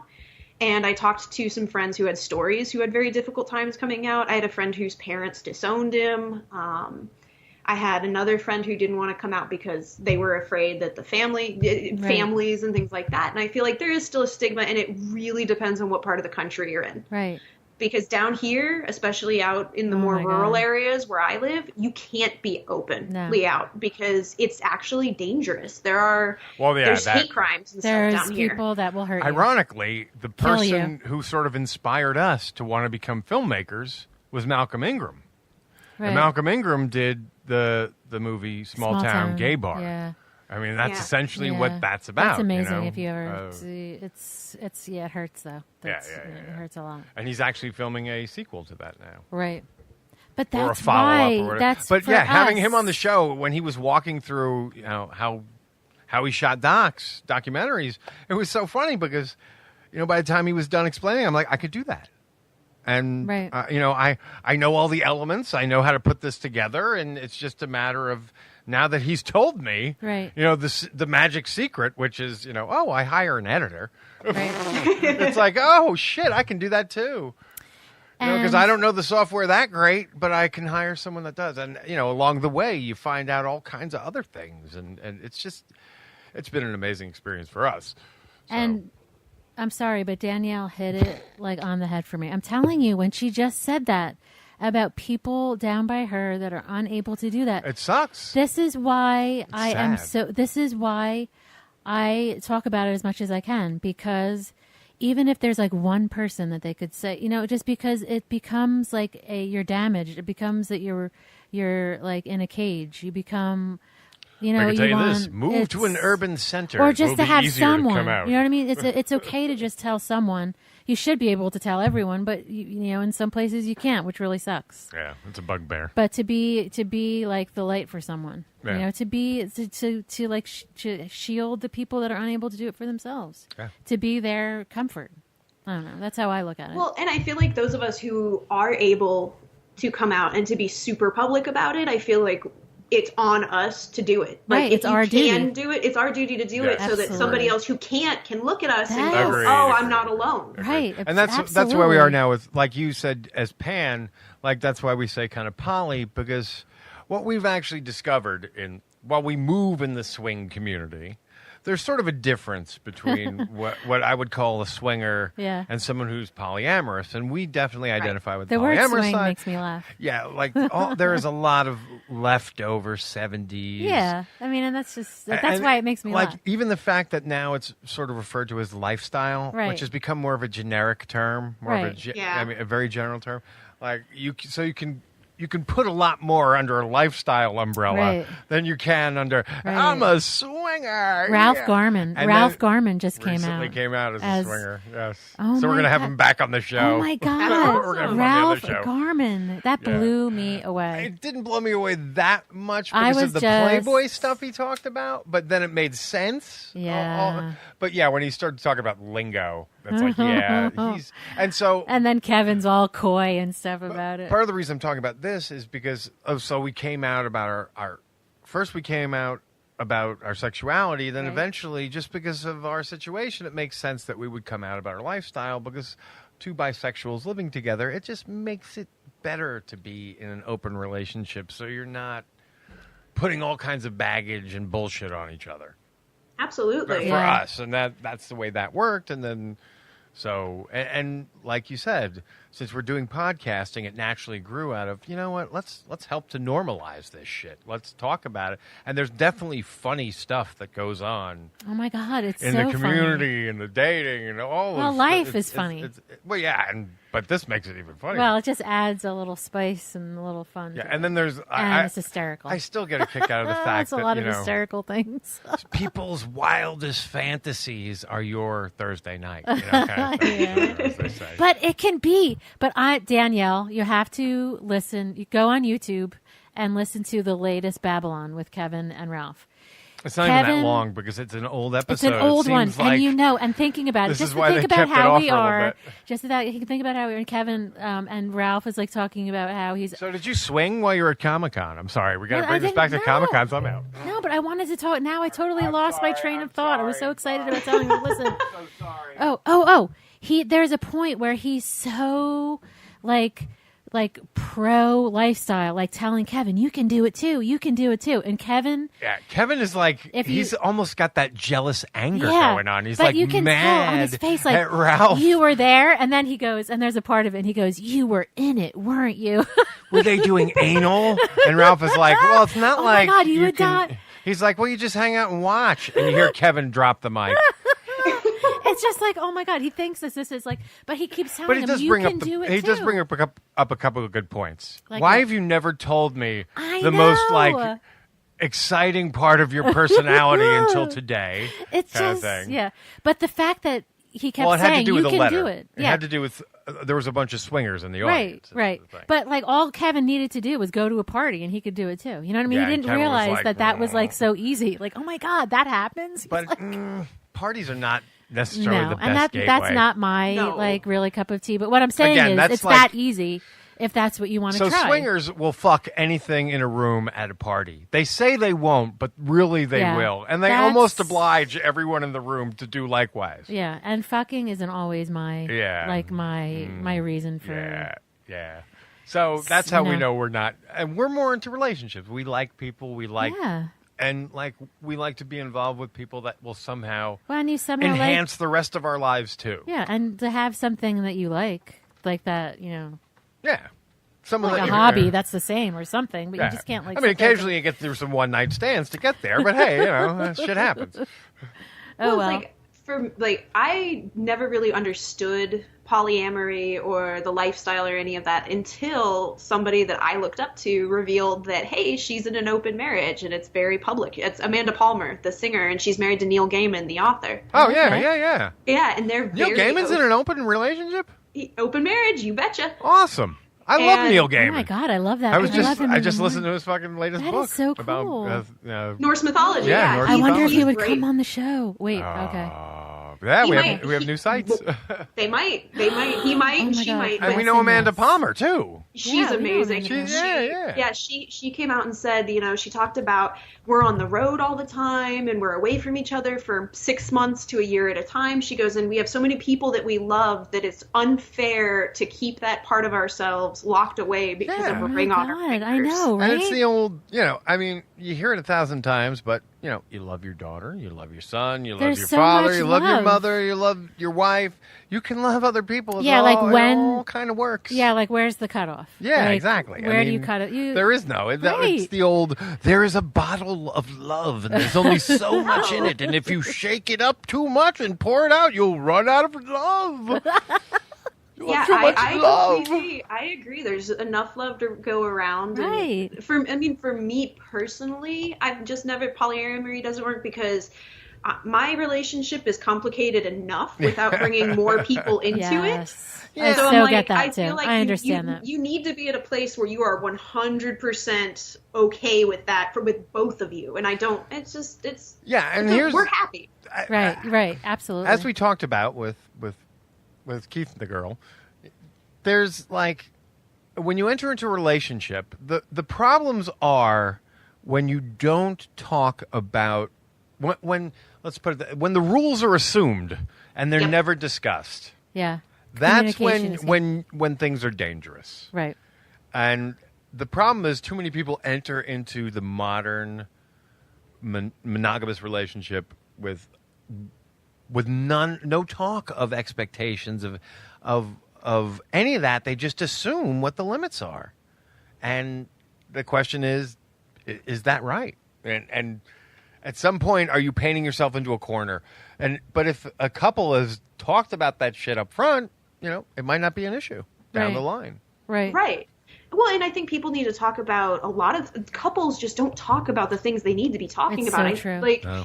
You need to talk about your kinks. You need to talk about what you expect romantically. You need to talk about what you expect from them as a friend and a partner. I mean, communication is key. I completely agree with what you had to say. 100%. That's, to me, the most important part of any relationship is that you can communicate effectively and be honest and trust each other. I wonder if we should put this on our Tales from the Swing show. We could do both. It's actually better.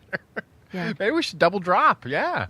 We could do that. That's actually a cool thing. Yeah, and she sounds like a doctor, too. Yes. We'll call her Dr. Danielle. So we call I you wish. Doctor. Yes. Not a real doctor. No, on the show. Just This show, you're Dr. Danielle. No, I'll just take like it. She'll take it, see? Good just girl. like Andrew McElfresh. She worked hard for that name. Not a real doctor. Well, I mean, my initials are DR. so there you go. DR, There see? you go.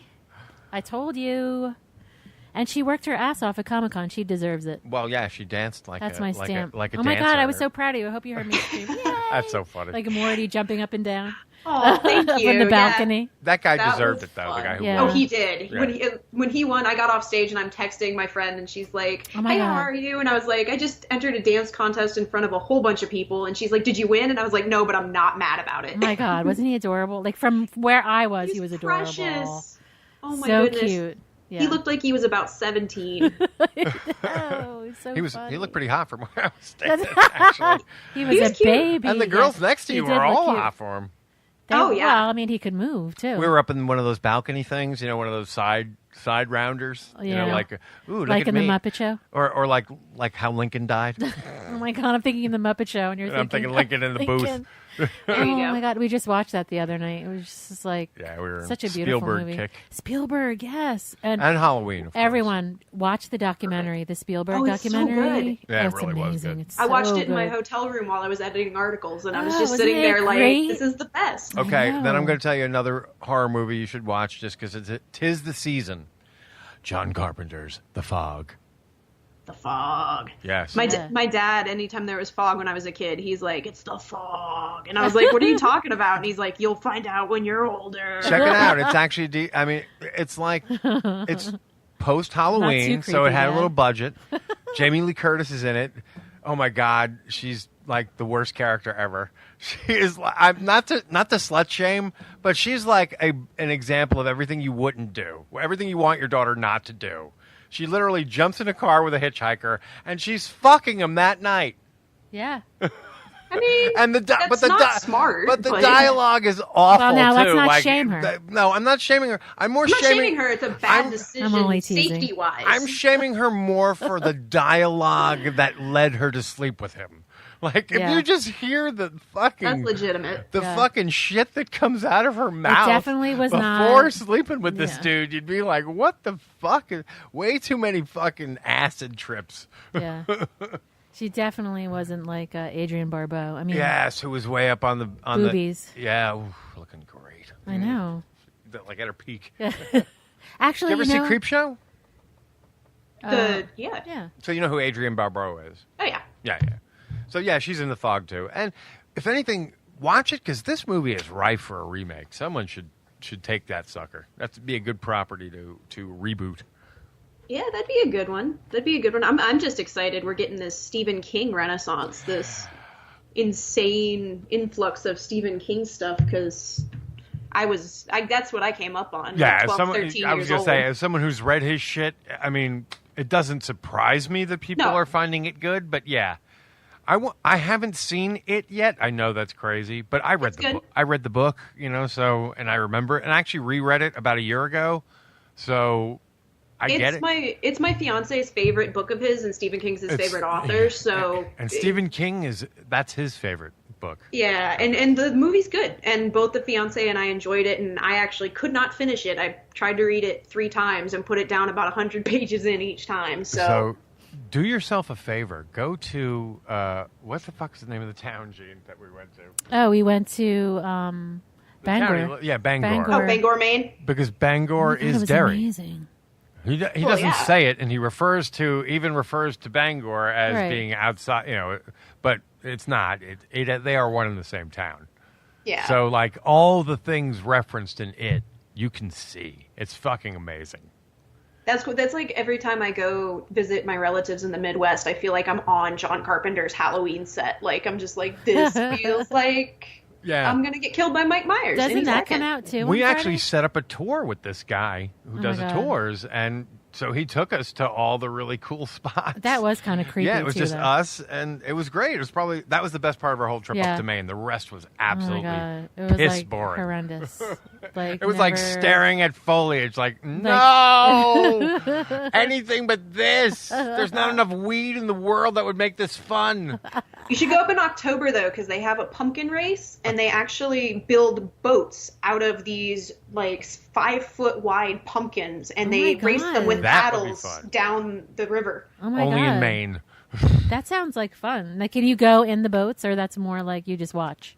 It's more like you watch, but if you had your own pumpkin and wanted to compete, you absolutely could. Could you see me trying to carve a ship out of a boat?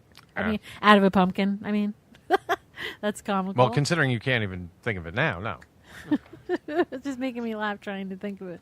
Yeah, my favorite Stephen King experience was I got to stay in the Stanley Hotel, which is where he stayed when he was inspired to write The Shining. Yeah. Oh my God, What was that like? It's Estes Park, Colorado. Yeah, the Colorado. Yeah. What was that like?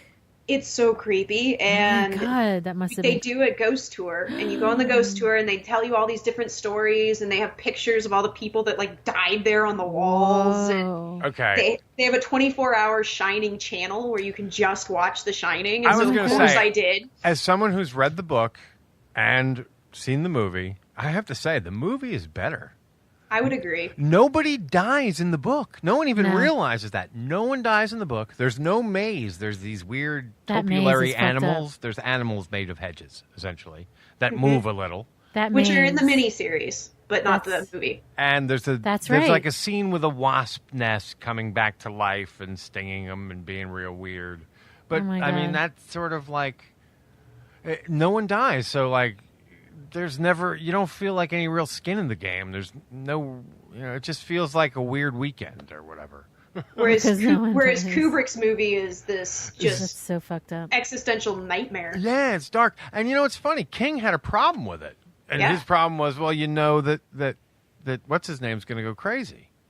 Nicholson, which I do agree that Nicholson does come off as crazy from the get-go. Oh, yeah, but he should, because really, in truth, it made the movie better. Yeah, but he wasn't crazy right from the beginning. He was a guy who got drunk and dislocated his son's arm. Okay? Yeah. Yeah, that's fucked up. Yeah. So don't go apologizing for that. Anyway.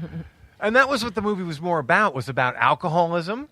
Because Stephen King, at the time, was an active alcoholic and struggling with it. Yeah. Well, and wasn't that during the cocaine days, too, for King? Well, you heard about Cujo, right? Oh, my God. Well, and he wrote it during the cocaine days, too. Well, he came out of a blackout, and Cujo was on his desk. Can you believe that shit? He's like, what a good book. I wish I remember During writing blackout, it. He wrote that. That's so crazy. Yeah. I mean, but you can tell that it was under the influence of something because a Saint Bernard would never be the dog that would be the killer dog. Yeah. Well, that's genius, though, because think about that. Well, think about the size and the power of a Saint Bernard, and then make it go rapid. Oh, my God. I was a dog groomer for 5 years professionally, and I can tell you they're so strong you can't even imagine. Oh my God, I we had imagine one for a little while. A Saint Bernard as a little. No, we didn't have a Saint Bernard. That's right. We had an English sheepdog. English sheepdog. Right. Oh my God, they're big too. So in love. It was a bad point. We ended up giving him up for adoption. Well, she. I'm sorry. Her name was Reba, and she was like a delight and so beautiful. Yeah, but what she did was she kind of went at our son, and he was like barely one. Yeah, and she like kind of toppled him over. So it was like. So we kind of realized that having this timing. dog right now is just. And it wasn't really that long, so they were able to find like maybe in like a couple of days she got adopted. people like would love. She was like gorgeous. when you see a dog like that. She was a gorgeous it's like pedigree a beautiful dog, so there's no reason. I mean, she was like Yeah, a fucking $1,000. That was the thing that only bought me. It was like $1,500 down the fucking Oh my toilet. God. But you know what? If it's going to maul your kid, what's the Whatever point the of fuck that? it was. No, that's you don't want your kid. She was And so the beautiful adoption though, and fees I'm and all the not. blah blah blah. And like doing that hurt me because, and I knew that she was going to a home, but I don't know. Like, Yes, I'm sure in another 5 years the dog would have fucking did our but taxes you and bring sorted the our dog home, underpants but and all you that. bring the dog home, and then you have to like get rid. I don't know. I just felt bad getting rid of her, just because it just felt. Oh, like we ended up with a better dog later in life anyway. It was all I good. It know. all worked out the way it was supposed to. Life is a series of dogs. That's Yes. what George Carlin says. And he was Oh right. yeah, I love his thing where he's like, "You wish you could just take them in after they died, put them on the table, and be like, I want another one, just like I that." know, yes. just like that. But you're not going to get that. Yeah. No. Never. Absolutely. That's not the way it not. works. Yeah. Do you have any animals? I do. I have a puppy. She's 10 months old now. She's my first dog I've ever had on my own, so she's my baby, and her name is Ripley, after Ellen Ripley from Aliens. Yes. Yes. What kind of dog is Ripley? We have a friend who She's a mutt. She's a we think Border Collie Italian Greyhound. Oh, I love Border Collies. They're the best dog ever. Yeah, she's really smart. We have a I friend bet. who actually just worked with Ripley Yes. on Defenders. He's a set dresser. Nice. Yeah. And he's our editor, actually. Michael Joseph Consolmagno. Yes. I like And to a good say buddy. that name. Yes. That's a good name. Isn't that a great Michael Joseph Consolmagno, right? MJC. And Place the place to to be. be. Fancy name. It's a very, and when you meet him, he's an awesome guy. Even fancier when you meet him. He's very cool. He's a set dresser by day, and he's our editor, and Yeah. he also is our DP at night. Right. And he's an awesome guy, like all around. Yes. We love him. Serious props. But he did get, as a result of working on that stuff, he got to meet Ripley. I know, right? And who else did he? Scarlett Oh, Johansson. He's met him. Well, yeah. Well, that was a different gig, though. I know, but I would be more Good hype about Sigourney Weaver than Oh, yeah. ScarJo, though. yeah. And it's funny because when you're in this industry and you start meeting celebrities, it's funny who you geek out for, because sometimes it totally catches you by surprise. Like Right. you'll meet an A-lister and just not give a shit, and then you turn around and meet somebody that like most people have never heard of, and you've got like the flop sweat and You're just like you're shaking and you're like, oh my god. I would can't say speak. the biggest person we've met and interviewed for the podcast movie was Neil deGrasse Tyson. Oh my God, it was so Yeah, and crazy. it's very nervous.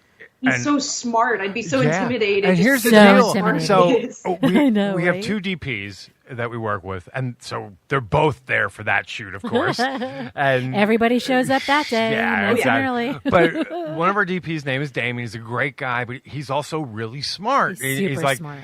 He's like college, he's like professional student type. And he's going into nursing school. Yeah, now he's going to nursing he's school in nursing and a school now. cameraman. But anyway. I know, right? But I don't remember what the fuck it was, but he sort of kind of got into a little bit of an argument with Neil deGrasse Tyson about something. I'm like, oh my God. Well, our it was about cameraman's fighting with Neil deGrasse Tyson. Oh my god. Apparently, I don't remember what it was about. It was about some other scientist, but like Neil deGrasse Tyson knew exactly what the fuck he was talking about right away and just jumped in. Right. It didn't. I thought it was like a Cosmos thing or something. Yeah, I think it was. I'm just not sure what the philosophy was that I'm sure Damien remembers to this day. Yeah.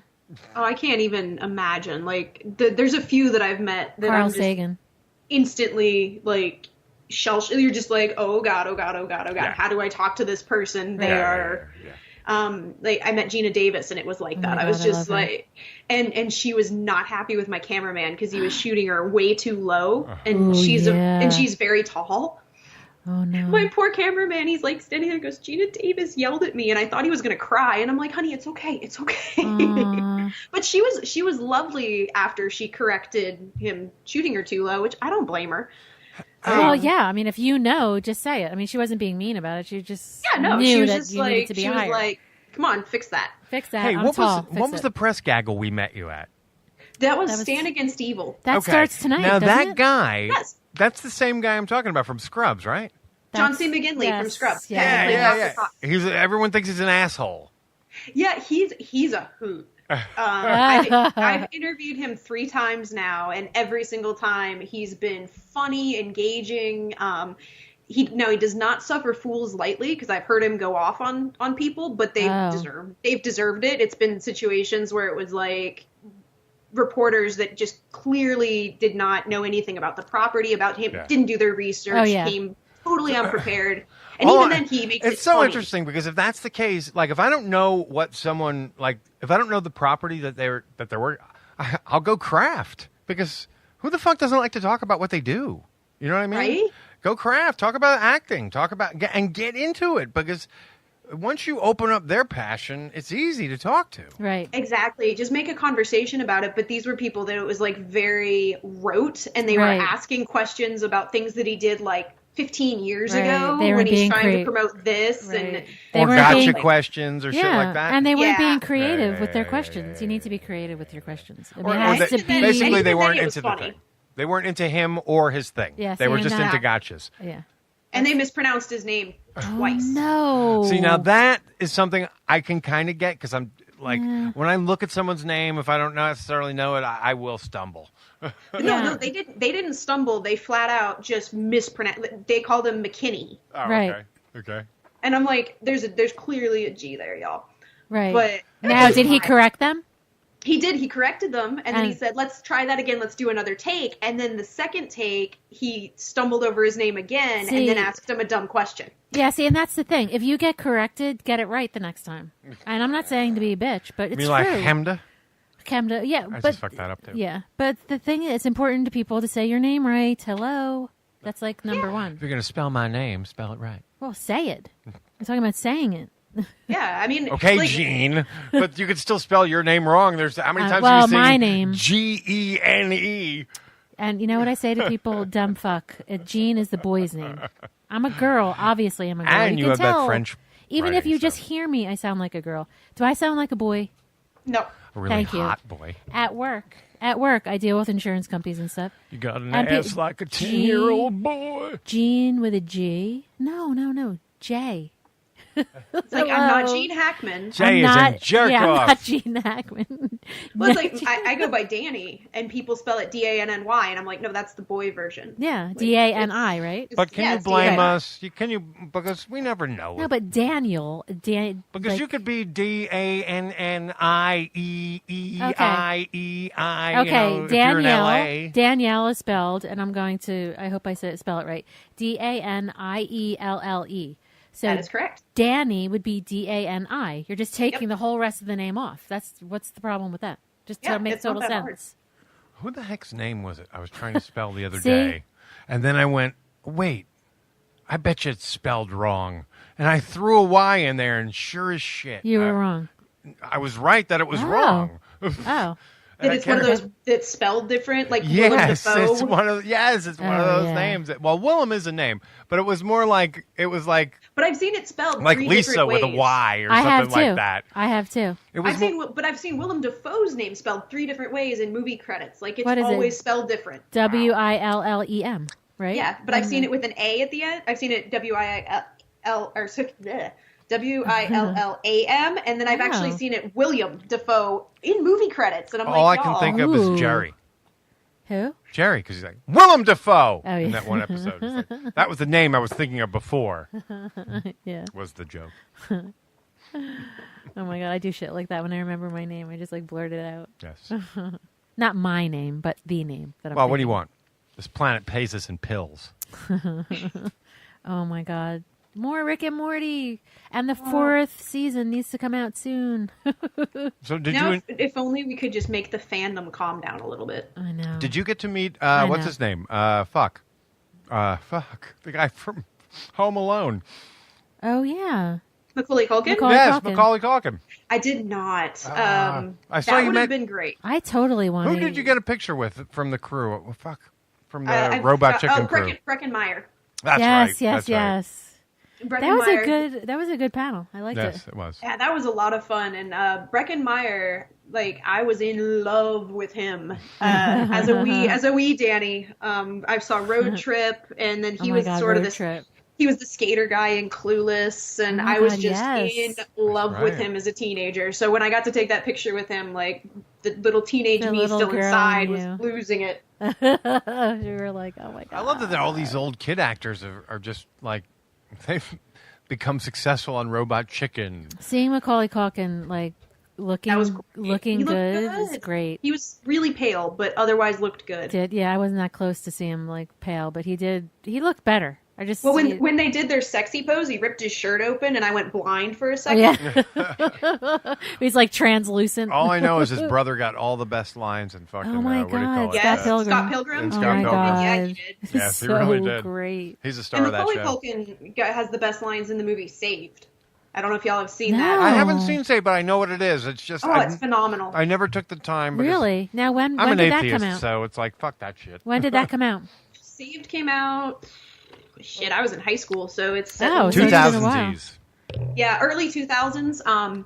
But it's a great movie because, especially for me, because I actually had a Bible thrown at me in school. I had people tell me I was going to hell all the time. I had people telling me that I was a sinner and a heathen and all kinds of crazy shit. Because if you're down south, I was raised Catholic, right, and came to Baptist land, and then I didn't even stay Catholic long after that. By the time I was 13, I was like, religion can suck a fart. It's funny how Christians don't view Catholicism as a Christian religion, like, even though it's sort of like, hey, we're the original motherfucker. We're the OGs. Not that matters because I'm an atheist now. Anyway, but I was raised in that tradition. Everybody, I don't want to say everybody. A lot of people don't take Catholics seriously because I don't think a lot of Catholics themselves take themselves seriously. Well, they call you papists because they believe that you believe in what the Pope believes. Right.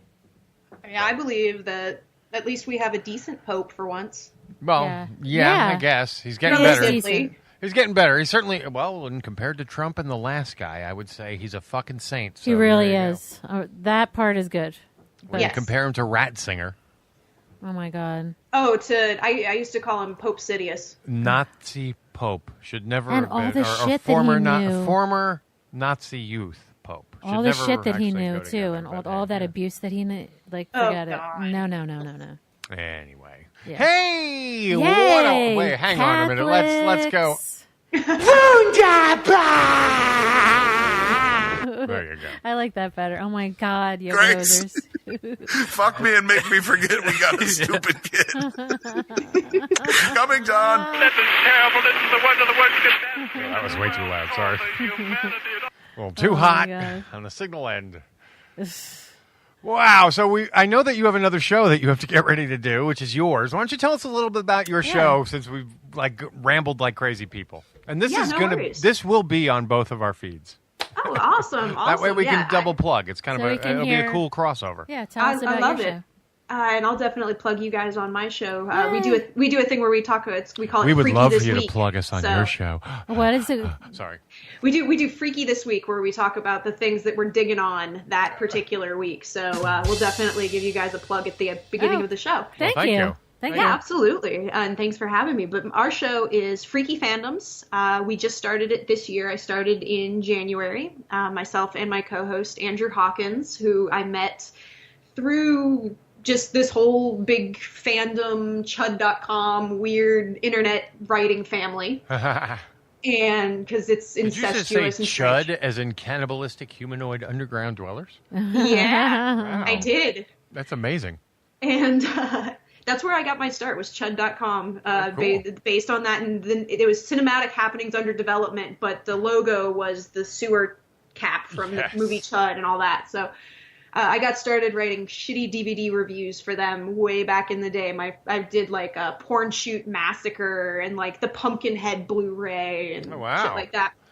I saw someone actually defending that online recently. Pumpkinhead.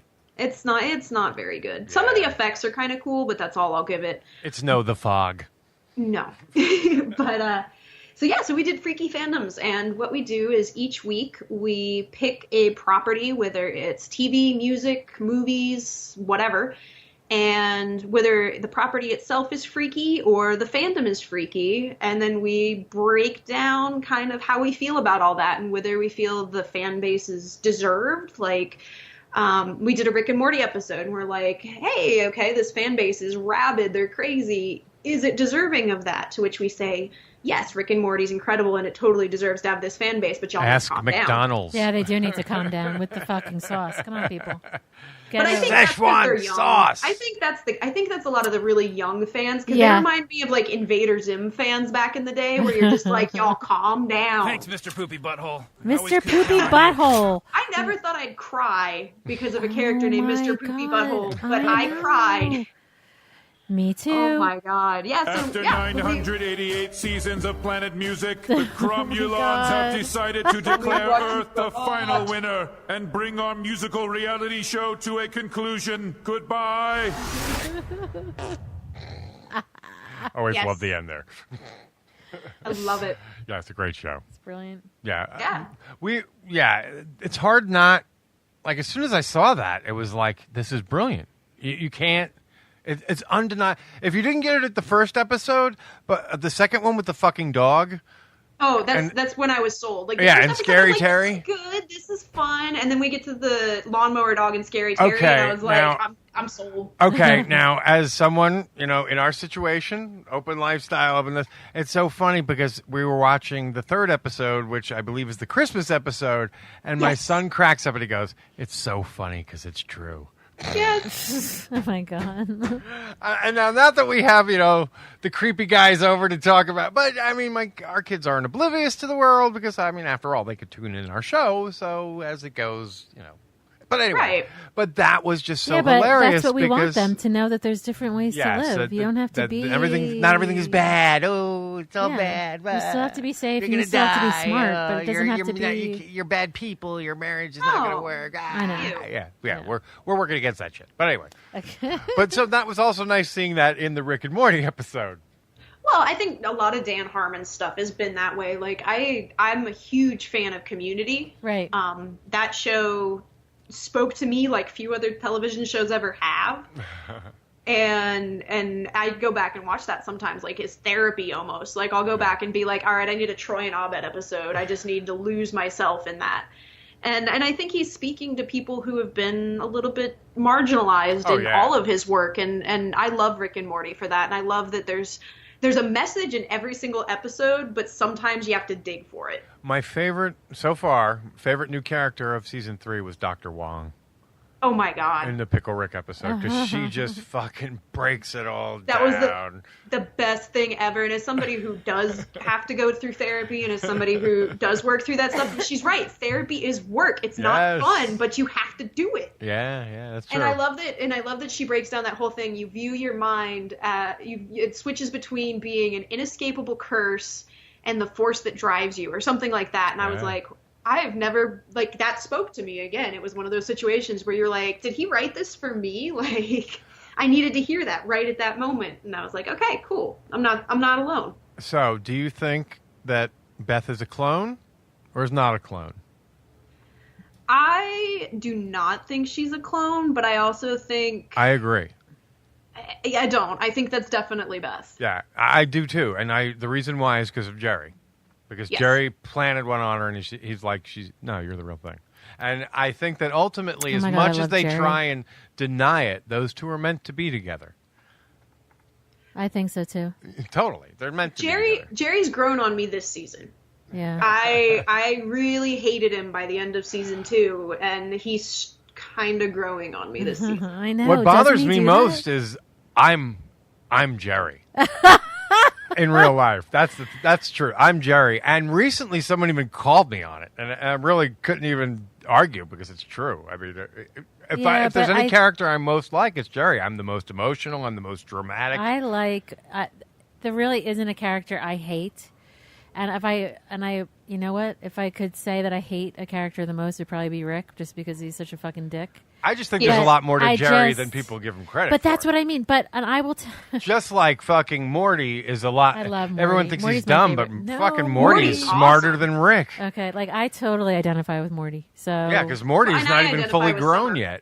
and you identify with Summer. Yeah, I love Summer. She's my Summer's favorite character. awesome. She really is my Summer's favorite character. Summer's an awesome character. I love her. It's been love fun. her. My younger brother really identifies with Morty, so we've been joking back and forth about that because I'm like, Summer really speaks to me, and he's like, oh my god, I feel like I was Morty. I was like, yeah, you are Morty. He's like, you are a Summer, and we just kind of high-fived and had this little moment. I feel like I am Jerry, but I want to be Summer. That's the truth. You don't want to be a teenage girl, trust me. Well, I but I want to be Summer because I think she's cooler than just a teenage girl. She's awesome. I love my favorite thing is where she's like, I'm sorry that no one will take me huffing for just wanting to be a drug addict. I just want to be high. It has nothing to do with all this other shit. I hope that someday people can just accept that I just want to be a drug addict. Yeah, she's like, I don't want people to think this is about me dealing with my parents' divorce. I just want people to know that I just am a person who likes to get high. I like huffing. I love that. Which totally ran with one of my other favorite television characters is Charlie Kelly on It's Always Sunny in Philadelphia. So I'm just like, yes, the huffers. I'm not advocating huffing. Don't. No. Please do not huff. No. Do not huff unless you're a fictional character, and then go for it. Unless you're huffing weed, then you can huff all you want, I guess. I don't even know if that's possible. That will not hurt. Yeah, but I don't know why you would do it. I guess like the that. process of huffing could actually be toast. the dangerous part. You could. You're right. It's that because it's kind of strangulation-y thingy kind of thing. Yeah. I think. But what? Here's what. I'm Like totally if you're putting a lost. plastic bag over your head full of weed or full of any inhalant. It's not a plastic bag over your head. It's more that you're holding it over your mouth and nose so that you're just breathing in the fumes or the whatever chemicals or whatever. So most people, thank you it's for like, making sure that people out there knew how to do this dangerous thing. Yeah, so now they know how to do it. I'm only kidding. Yeah, shoot, I knew how to do it by the time I was in middle school because I had people going, dude, did you know if you put spray paint in a paper bag and then breathe in and out real hard that you get high? And I'm like, that sounds dumb. Yeah, you can also die from lack of You oxygen get like a really bad headache too. I'm like, that sounds like a bad idea. But there's also, remember, there's also where you choke yourself out. Yeah. We used to do that in middle school. Yeah, I remember when we first got here, that happened to a kid in the neighborhood. He died though. Yeah. And so and but they never came out. At first, they were like, was... "Is it a suicide?" But like when everybody did the math, they figured out. Yeah, it was never officially said that was the reason. But it was like kids experimenting with with choking themselves out, not but jerking off. But he was by himself. But he was literally choking. He was by himself, though. You don't do shit like that by yourself. It was back then. I remembered. I did that too. Yeah, but you didn't do it by yourself. You can't really do it. He was by himself. But it's hard to do by yourself. And it doesn't mean that someone who's with you doesn't know what they're doing and they or ran knows away. what they're and can run away. Yeah, I never got into the whole conversation about it because the boy went to school with my daughter and it was kind of like, and she. How do we get here? Was podcasting. They were like 12 or 13. They were like 12. They were I think they were just going into high school. Yeah, that's about the time that I learned about all that stuff. And started doing that dumb kind of stuff. Public service here. This is another thing that happens. It's usually an adolescent phase. Mm-hmm. It's somewhere around. It's usually pre-sexual experimentation. Right, 13. Yeah, it's in that age window, and it's just for whatever reason, it's thought of as a getting high thing, right, even though it's dangerous. not. What they're really doing is cutting off. You're knocking yourself out. And the idea of it sounds. I mean, it's just not a good. And there's idea. all different ways to do it. Some people do it with pressure on chest. Some people literally cut off the veins to your head, the arteries to your head. That's the way we did it too. I was such a pussy kid. What a I would fucking never do moron in retrospect when I thought did you about do that it. Too? Oh yeah, Danielle, did you do it too? You could. Why you could the have fuck died. did I not do that? Because you were smarter than us? us? No, I was chicken shit. It was who you were with. It's a rite of passage, but but I was a late bloomer too. And I admittedly hung out with the rougher crowd, even as and I was crazier a late bloomer. crowd. I didn't hang out with anybody really. Oh, and I was the kind of girl that hung out with all the guys and had to prove that she was just as tough as the guys. Yeah. I was just drinking like jungle juice and acting stupid. That was what I was doing. I just remember having a 3-way later that night, so I can't really complain. Yeah. So I got the night turned out good for you. Yeah. It's all in that same sort of window of experimentation and weirdness that you go through at that I don't know why I never tried that. Now I'm like, damn. I don't want to do it now. I wasn't the one who came up with it. The guy I was with was talking about it. And so see, that's why, because I didn't hang out with enough guys. Yeah. That makes sense. I do think it is a pretty male thing. Most of the people. So if I were think hanging out that with kind of dumb guys, stuff was guys. like But Danielle is this a was saying, gateway she was drug? like- Should we ban this as a gateway drug for whatever's next? Then This you is need the to true ban- gateway. Then you need to ban swivel chairs because every kid on the planet's Yeah. first high is spinning in a chair over and over again. Yeah. And then standing up. Or and spanking. falling Ban down. spanking because, that becomes the first perv. Ooh. Yeah. I don't know where you get that from, but. What do you mean? I don't know, but where did you get that What do you from? The mean? chair. Well, spinning in the chair is the first high. And I remember spinning in a chair, and then I remember spanking with another person not too long after spinning in the chair with them. Really? Well, there you go. And it was a boy. Wow. Ooh. I really wasn't doing fun stuff. Yeah, no, see, my memories of that time in my life was more like my friend and I tried to start a fight club, and it was just two of us, which and is of course, really sad. here's another thing I could say. What I just told you about is actually very normal even for hetero males, they say. Yeah. So. I would say, well, look at football players. They're always smacking each other on the butt. Always. That's true. Yes. Oh, and kneeling. So. Yeah. Yeah. Well, more of that, but and less of everything else. That is true. That is true. All right, maybe we should let this poor lady go because she has another show she's got to do now. Why is she poor? She's enjoying it. Well, I'm having fun. good. See? Yeah, been good. It's called self-abasing humor. I love self-abasing humor. It's like a spanking. Bend me over and spank me. Ah! As long as it's not self-flagellation, we're good. There you Yeah, I agree. go. There you go. There'll be none of that on this show. Hang on. No. We could be infested with these things, so we gotta keep an eye out for any zany, wacky characters that pop up. Ooh, whatever you want, Rick. We're here to help. Thanks, Mr. Poopy Butthole. I always could count on you. That's full. The But full you cut. can. You can always count on Mr. Poopy Butthole. Yes, you can. You can, and until he dies. I know. Yes. And that's so sad. Don't. And then I cry. I know. Me too. This show is so fucked up. It is. I mean, the episode that got me was when they went on Morty's adventure and the mayor tried to rape him in the bathroom. Oh my god. Actually, the episode that got me was Unity. Unity At the end. Yeah. Where he fucking, he creates a fucking life form and then Right. kills it just to feel something. And then debauch Yeah. it. Yeah. Just fucks up his That's- own suicide. The whole that time- that will Yeah. roll. I will roll tears on that. Yeah. Yeah, that show is dark for Yeah. a show that has a character named Mr. Poopy Butthole. Yeah, it can go crazy places. The last episode was a letdown for a lot of people, but I kind of liked it. I I definitely liked it. I liked it that too. we did kind of a reset. Yeah, definitely, because you knew it sort of had to happen that way. What is funny to me is there's a guy who I really like his insights on, and I can't remember the name of his YouTube channel, but he does a lot of videos about the episodes and does like Game of Thrones. Oh, that's the emergency awesome guy. Yeah, the emergency awesome guy. You could tell he doesn't. Sorry, dude, I he don't know your doesn't name. have kids because he takes shit way too seriously. Like he's convinced that Beth is a clone, which totally goes to show. I don't know that he's had a serious relationship and had kids because you couldn't have seen that scene and The not ending. known that she was Yeah. not a clone. No, she's not. Yeah. I'm convinced she's not. I Yeah, don't me too. know what other people think, but It- she cannot be. And he goes way out, to explain a lot of things that I just see as, dude, that's just a joke, dude. You're taking it way Yeah. too seriously. But that's the thing that the fans get in crazy intense. Yeah. Well, and they do that for everything. Like, look at Game of Thrones. Oh my God, I love Game of Thrones. I love Game of Thrones too, and I've read all the books. And I mean, I'm one of but those here's the people thing. that I'm Game obsessed, of Thrones, but but Game of Thrones isn't supposed to be funny. You know what I mean? Like No. Rick and Morty's a comedy show. Yeah. So at some point, there's got to be some jokes in there, dude. You don't have to worry so much But about people the relate. continuity. People relate to the characters. That's what's Yes. happening, and they get all consumed. Yes.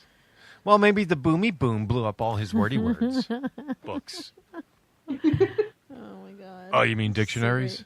I thought we were going to let her go, and now we're talking I about know, Rick and I Morty. know, I know. But That's talking about Rick and podcasting. Morty. Now, when you bring up Rick and Morty, maybe just because you're maybe in a different crowd, like during the week than I am, but a lot of people don't watch Rick and No, Morty. a lot of people don't even know who it is. I'm like, what? yeah, it's a lot of people don't, and Isn't it, it's kind of weird. Like, no, in my circles, everybody knows. Right, that's what but- I mean. It's But weird then too. in my day job, no. In my No. day job, nobody has any clue what Rick and Morty is, and I that's one of the things I'm like, I go to some of my, especially I work with a lot of scientists. Right. And I'll go to the scientists and be like, hey, there's this show you need to watch. I actually made a scientific observation while I was in New York City dressed as Rick and Morty.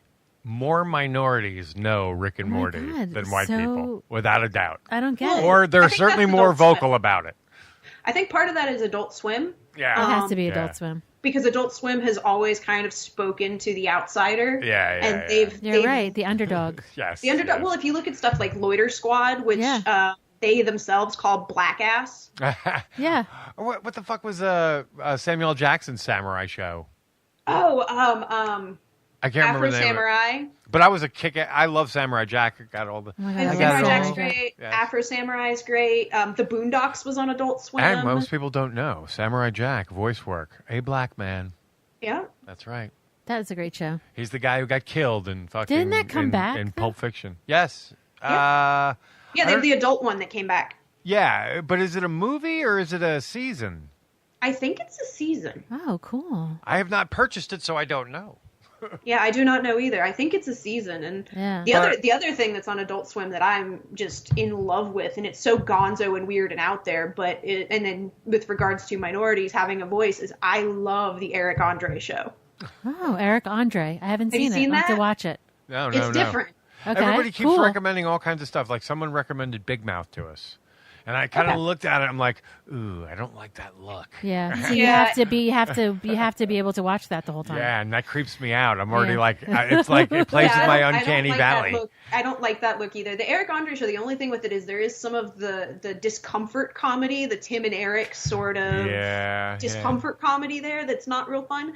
Yeah, but if you go into it knowing that what the concept is, it's so much better. And they never directly say the concept, but the concept is that Eric Andre is hosting a late night talk show in hell. And that Hannibal Buress, as his co-host, is the demon that's trying to make sure he stays on track. I guess now that we know the secret, it'll become more bearable. That's like if you watch if you watch Batman 66 and know that the secret is actually that they're gay.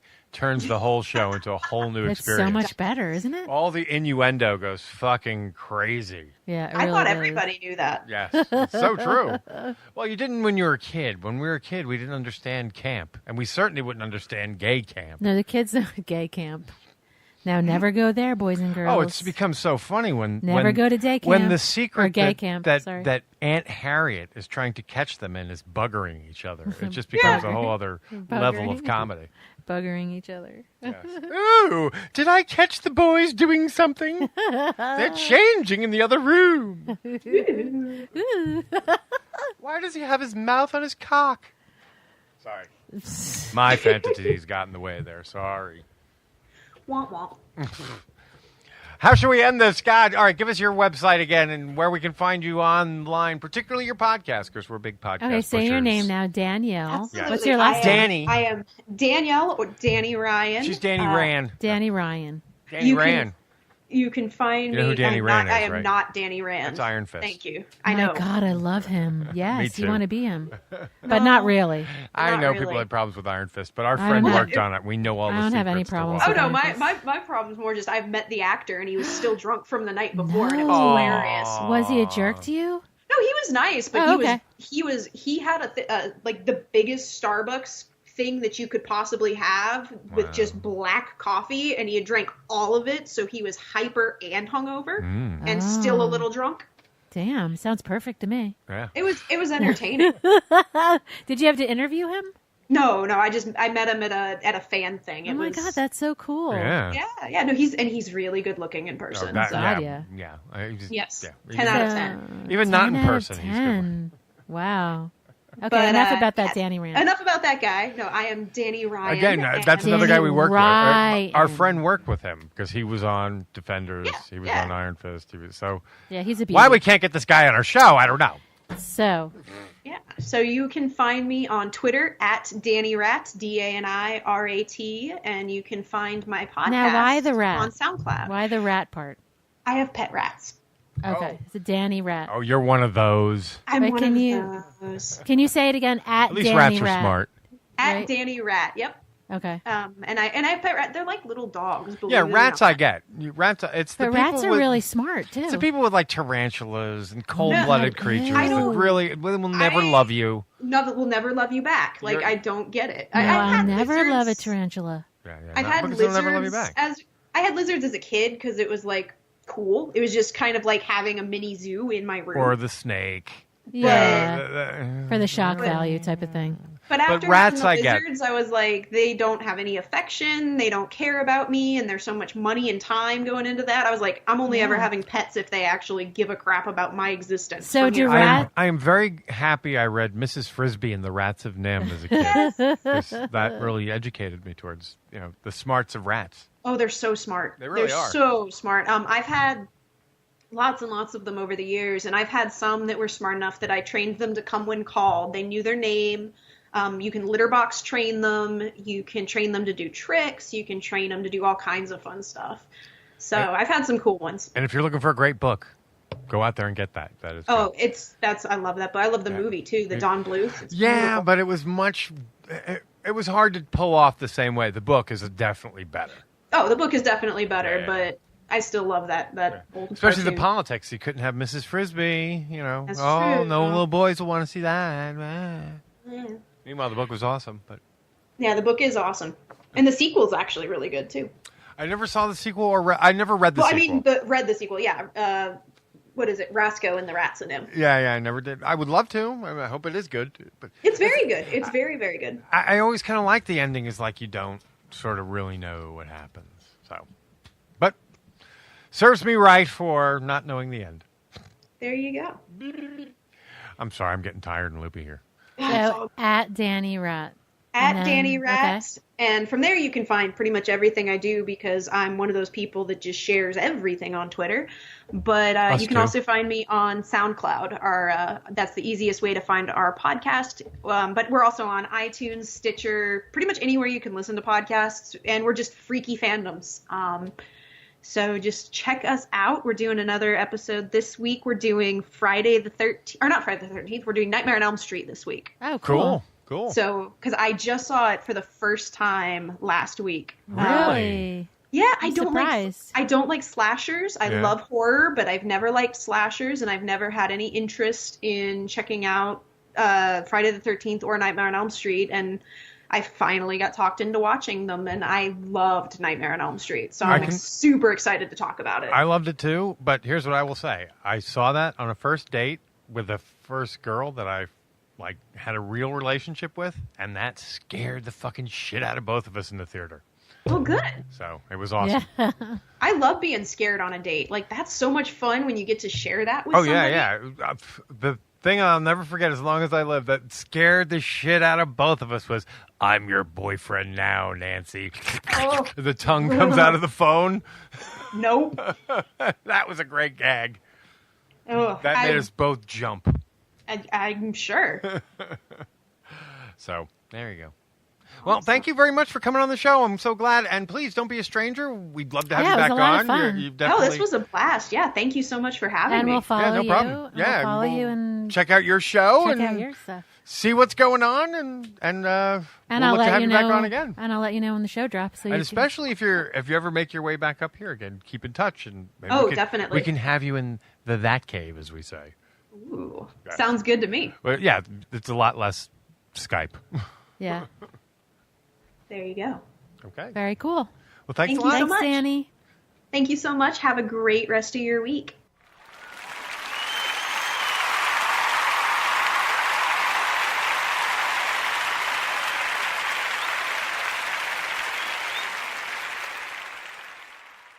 And there you have Miss Dani Rat. I feel so weird saying that about a woman, but she's not. She's not a rat. She's not just a rat. She's Dani Rat, and she's a fellow queer. She is totally queer and awesome. Yes, and I love that about her because I love her even more. And you know what? She did kind of open my mind more to the term pansexual. She did. I totally. You will hear more of my thoughts on that in the next Tales from the Swing. I get it, which will drop later this week because we don't want to rush that. I totally get it, and respect all around for everyone. Yes, because I think that's the way we have to be. It's just there's too much hate Let's just, get and it together if there was and too accept much people sex already. talk in this episode, you probably are not. People like sex. Yeah, but if there was too much and you were squeamish, or you probably wouldn't like our other show in general. Yeah. But, try it. See if you like it. I don't know, and grow the fuck up. No, I'm just kidding. I don't know. If you're I'm glad you squeamish said about- that. Yeah, it's just weird to me. Like, just if you And I don't just like want to say, it, I just want to throw this out there. Much love to Jen Romero. Because Jen Romero knows how. her and I had a little, Well, little that's thing, your and it thing. was just all stupid and she's totally fine, and she Yes. loves you. She knows you. She thinks you're a total she knows I'm a kook. drama queen. You are a total drama queen. Yes. And Jen and I are fine. Like, we're always good. So, Jen, I love you. And Yeah, please, you weren't even involved in this anyway. with This is your my own leg- insanity. With your leg and the shower door, and I don't know. Well, that's like my foot. Please be careful. Because what she was the explaining sepsis. is a lot like my foot. Yeah. We just want her to be okay. Because once those wounds open up, man, Yeah. We don't want you're subject to like infection. Hey, I'm in town. I'm a great germ. My name is Pseudomonas. You never heard of me before, That but I'm going fucking deep shit. inside your foot. Yeah, it was right, and it was so. I mean, Yeah. So that took some time to heal. it did. A And lot it of fucking healed, antibiotics. and it yeah. did heal. Took It at did. least 6 months. That fucking shit would not leave. But his again, system. that's the downside of being on the diabetes side. Right, and you have to be vigilant. You have to you have to take the medicine every time. You can't miss it. So much love. Get So well love soon. you, Jen. Yes, Love you, Jen. Exactly. Yeah. I'm sorry I was a weenie. Oh my God. I was just being sensitive. It was that Trump stuff It was or a whatever Trump the thing. fuck it was. But she you said it know- wasn't a Trump thing. She said she hadn't posted Trump things, but I don't know what. Oh my God, I think I know don't what it was. You know what she did? What? She put a picture of it was so fucking hilarious. I was looking at it. Like, oh my God, I would kill my sister too if she did this. She put like a stick-on picture of Trump like on their sister's back door. So it looked like when she was driving around, like she had Trump in her back seat. Okay. But it looked like him. It was like fucked up. All right. It was really funny. I don't know what it was, but whatever it was, it was just, like a It was the decal or wrong whatever. moment, wrong time, But and I I don't was think just that- like at the end of my rope with Yeah. the Trump thing. Yeah. And then to see, I was just like, I can't take it anymore. That's not the thing that you got pissed off about. Oh, Because I saw that. I'm like, that's definitely not it. I don't know what it was. But you know what? Shit's just yeah, real and right again, now. maybe it wasn't Trump. Maybe it was just some political thing that, in my mind, at that point, is like that's just part of that falls in the Trump milieu. Yeah, but you know I was what? like, fuck it all. Eyes are opening every day, so we have to give Yes, people very the true, very true. benefit of the doubt. Very true. And Because it's she's like, you weren't mad at me when I was a Trump supporter, and Yeah, now I'm not well, a Trump yeah, but supporter, you and you're were. mad at me. But I never knew that she crossed over anyway. no, but you 'cause I were don't never pay attention. mad. You were just disappointed, and she's always Yeah, our yeah, friend. You know, it's like not mad. It's just like, Yeah. dude, why would you support this guy? And But especially now- last week, or a couple weeks ago. It's so funny because then Eminem came out at the same time. Yeah. Like, because think about last week. Last week was like my breaking point where I'm like, if you're a fucking Trump supporter, you don't need to listen to my that show. might have been when it was. Yeah. Maybe, but I think it was before that. think like it it was was. within a few weeks. It wasn't. Yeah. We're not talking like months here. Yeah. You know what I mean? I'm happy that. Although fucking all time under Trump feels longer. So Oh my God, it's like never ending. But I'm happy that Jen's, on yeah, our she's side crossed now. back. Yeah. I might have to talk Welcome to her. to the light side of the force. Yeah. So Maybe- yeah, but it's funny because I had that outburst on the air, and then like later on we dropped the show, and later on that night Eminem essentially does the same thing. Oh my God, he was like, It was amazing. yeah. He was like, "Fuck you!" He did the same mentioned thing we did. he mentioned said this, every- but what he said was the same thing we But said. that's- If you support this guy, you obviously don't understand me, Right. so fuck off. And I don't Right. need your He was support. fucking amazing. It was true. And rap is, has a way of doing that. It Yeah. just puts it. It's like, it's poetry. It's politics. It's everything all wrapped into one. Yeah. It's it's. And I important. think more people need to do this because if Yes. we don't, we're normalizing crazy. Everybody has to fucking- start calling. You can't be passive anymore. We tried, you can't be a public figure and be passive No. anymore. You just can't. You can't. Because in so doing, you're complying with crazy. Right. By not saying anything, you're saying it's okay. Yeah, it's and not. enough The of way- that. Enough of that. Right. So, again, folks, if you're a supporter, I'll talk to you and try and convince you why, after listening to the Phelps show. If you want Right. to talk, fine. But otherwise, fuck off. I don't need your fucking support. I don't. I'm Right. tired of explaining to you, to people, why things that are inherently wrong are wrong. Right. You know what I mean? It's like, Right. I shouldn't have to teach you basic morality because you've been Right. fucking brainwashed that you're special. Right. Anyway. To treat people like shit. Yeah, you're entitled to treat people Yes, like shit. I'm but entitled to not care about anyone but and myself. And that was the one parallel when Megan Phelps started Oh, I talking totally about. get it. She's like, she gets the Trump thing because it's the same type of brainwashing. I totally get You're it. given a pass. You're given a pass by everyone around you because your behavior is okay because you're trying to save everyone by burning the village down. Yeah. That's the problem. Yeah. It's the burning the village down part that always, Right. sticks in my craw because everyone else should know. Burning the village down isn't helping anybody. Right. See, the thing is, if you're open and you are open to people telling you where it's really at, then we'll talk about it. But if you're not, then you know what? Just don't listen and just move on, and don't be like an asshole about it either. Totally. And big shout out. We should also do another shout out to the film people who we finally talked and let them know. Oh, I don't know if you guys knew this, but we did because we were like a week late in doing their interview. Right. It's like the film and TV show. Isn't it? Yeah. But bunch of Brits, a lot of cool, and they really blew us up nice. It was so nice, and it was on a bad day too because of like a Twitter blackout going on and all kinds of politics shit. So to see all these really nice positive tweets were awesome. It's the Film and TV Show podcast. Yeah. Film and TV Show podcast. Thanks, guys. FTV Show. Yes. Check them out. You guys are cute. Yeah, I mean... I keep saying that, but you're also... For our film buff fans out there, and there's a lot of them, people that that just like films. Here's another show, another perspective to do it, and a nice British accent. And I say adorable because I can't get over the accent. Yeah. There's but they have 3 different ones. Yeah. Oh, they're all adorable. Yeah. But they're fun and they have a good time talking about the movie. So I mean, it's a little bit of. And they're appreciative that we talked about them, which was like, wow. And we're talking about them again. But it's so weird. It's nice to be nice because when people are nice, you get a good feeling. And it's another podcast. It's also another.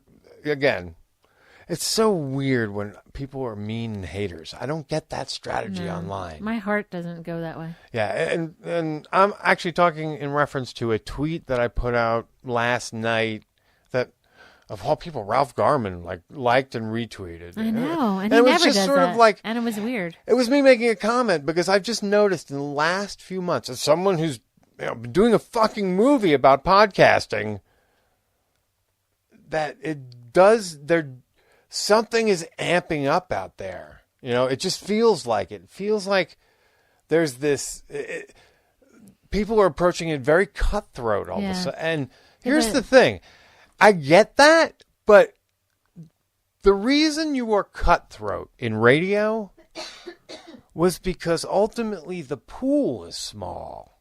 You know what I mean? There's only so many airwaves and so many people who can get it. And so they become competitive for those limited ears. Right, but there's so much now. But when you're on the internet, the ears are everywhere in the world. Right. Who has internet access. So to fucking become like a cutthroat, it's just the ocean's too big. Right. And I think maybe in time a lot of people are going to see that. Yeah. Well, there's a lot of content. People are trying to be number one in their genre or whatever. They're going to drown in content. I know. They're going to drown so in much content, guys. There's so much. And really, there's so many podcasts. Have you really listened to all the podcasts you want to listen to? Because there's not enough time in the day to listen to all of them. So I saw there's some great stats I want to show you on podcasting that I was going through. Okay. And just like some of them were, do you realize that more people listen to podcasts in a week than go to movies? Really? Yeah, only 3% of people per week in the population regularly go to movies on a weekly basis. It's like 46% Well, yeah, now. because it's so fucking expensive now, too. 46% or something now listen to fucking podcasts. That's huge. Yes. So people do know what it is. Yeah. Like I was checking some data that's just amazing to me. Oh my God. It's massive. It's massive.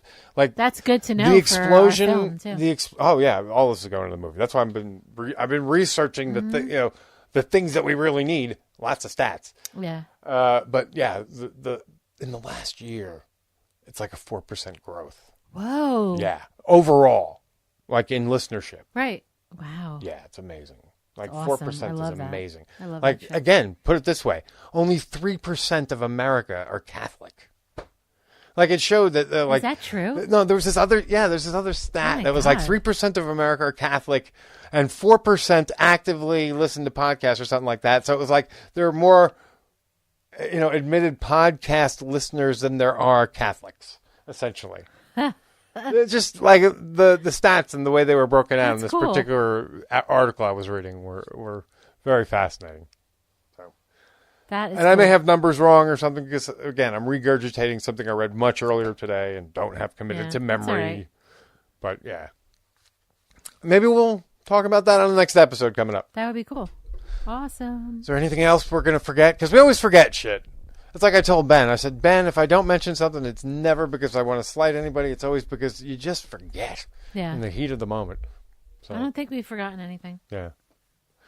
All right, then. Well, you're smart and good, and we got stuff coming up next week. Finally, we promise. Wait. I don't know if I should make that. Next week isn't Christmas, right? Or Christmas. Next week isn't Christmas. Next week isn't Halloween. No. Okay.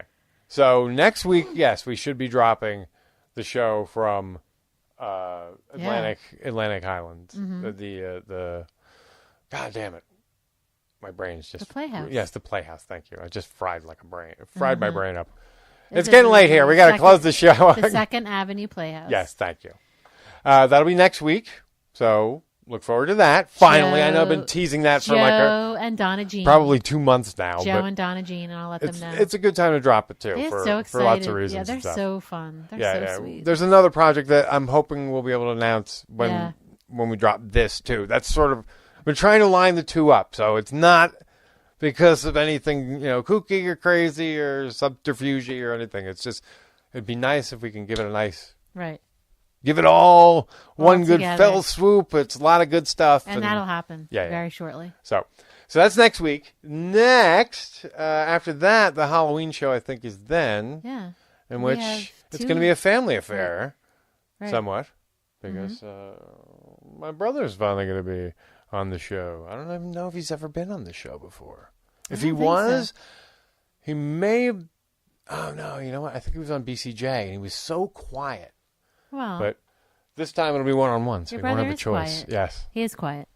But because it's Halloween, Halloween is his birthday. Right. And so he's always been kind of a horror guy, and so I think it's a good time that we can start to delve into that. Plus, he's like the guy who's known me the longest in my life, so he really has. He might have some deep insights and tales to tell. Steve is awesome. Yes. Much love. But so finally making that happen. Lucky to know him. It's a family affair. And we have another guest kind of around. But I was thinking that. Yeah, but I don't know if we should say it yet. Maybe we'll wait. Okay. Well, we'll wait. We'll let the surprise be. We have to tell you guys everything. Yeah, and plus, again, like we mentioned early on, we got the View Askew guys, the View Askew Hockey League in town. Oh, that's right. Yeah, so there's a couple guys in that league that I plan to get, if not into that cave, to at least get short interviews with on the fly. Yeah. So, yeah. So you'll be getting that this weekend. Yes. Sounds cool. Yes. Awesome. So stuff's going on, man. Stuff's happening. Yep. Keep listening. We love that you guys are listening to us. We love you guys are supporting the show. And Kevin's doing a lot of SModcast stuff, so check out SModcast.com. Yes. In November, there's a bunch of shows out east by us. Yeah. That's other stuff that'll be going on that we'll be filling you in on. Yes, there's a Philly one, and there's a New York couple shows, so check them out. Ralph Garman will be around. Finally, they're coming here, and they usually do once a year, but it seems like forever. Yeah. And good news, we're probably going to... should I say? I don't know. Ralph Garman. Ralph Garman for a certain movie. Later, so people go, what's the movie done? Well, sometimes it's never done. Sometimes you got to grab stuff. That was my Harrison Ford imitation. You tap dance on a tin roof until you can get that interview you've been looking for. those things that you know you need. I know. I wonder if Ralph would be proud of my Harrison Ford imitation. That was pretty good. Ralph Garman. A movie. Lightsaber. Lightsaber. Wait a minute now. All right. Okay. You guys are smart and good. I hope Hi, you guys. enjoyed this show. I hope you enjoyed T-Bane. And we're going to close, actually, in an unusual fashion. We're going to play, obviously, T-Bane's new hit, Jammy Jam, that's hitting the streets. It's hitting. It's going to be in the mixtape. Just Yes, wait. it's PSL by T-Bane. So coming at ya. I hope that volume's up so I don't have to do a lot of tricks here. Yay. See you guys. Smart and good.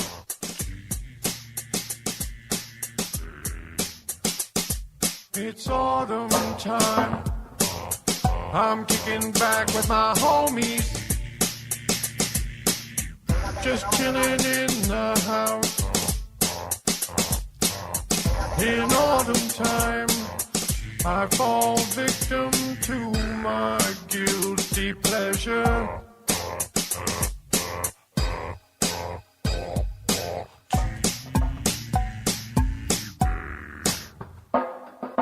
Pumpkin spice lattes. Pumpkin spice latte. Pumpkin spice latte. A white man's guilty pleasure.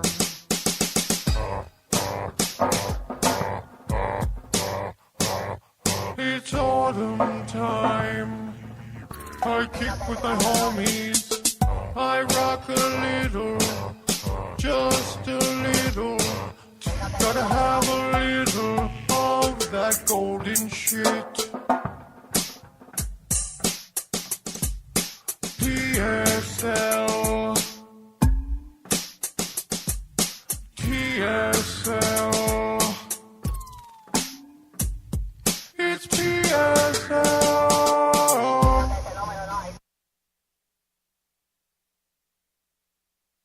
Go get him, that man.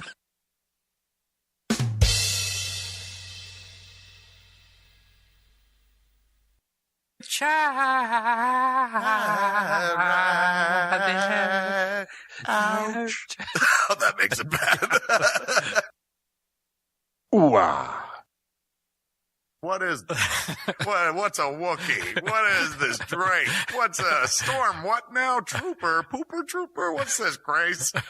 I just want to tell you how I'm feeling.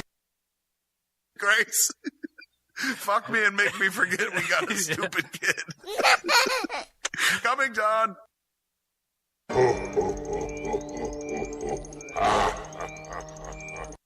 I read one from the Toronto paper that said this is what happens when you publish a poop. Please join me in a final prayer.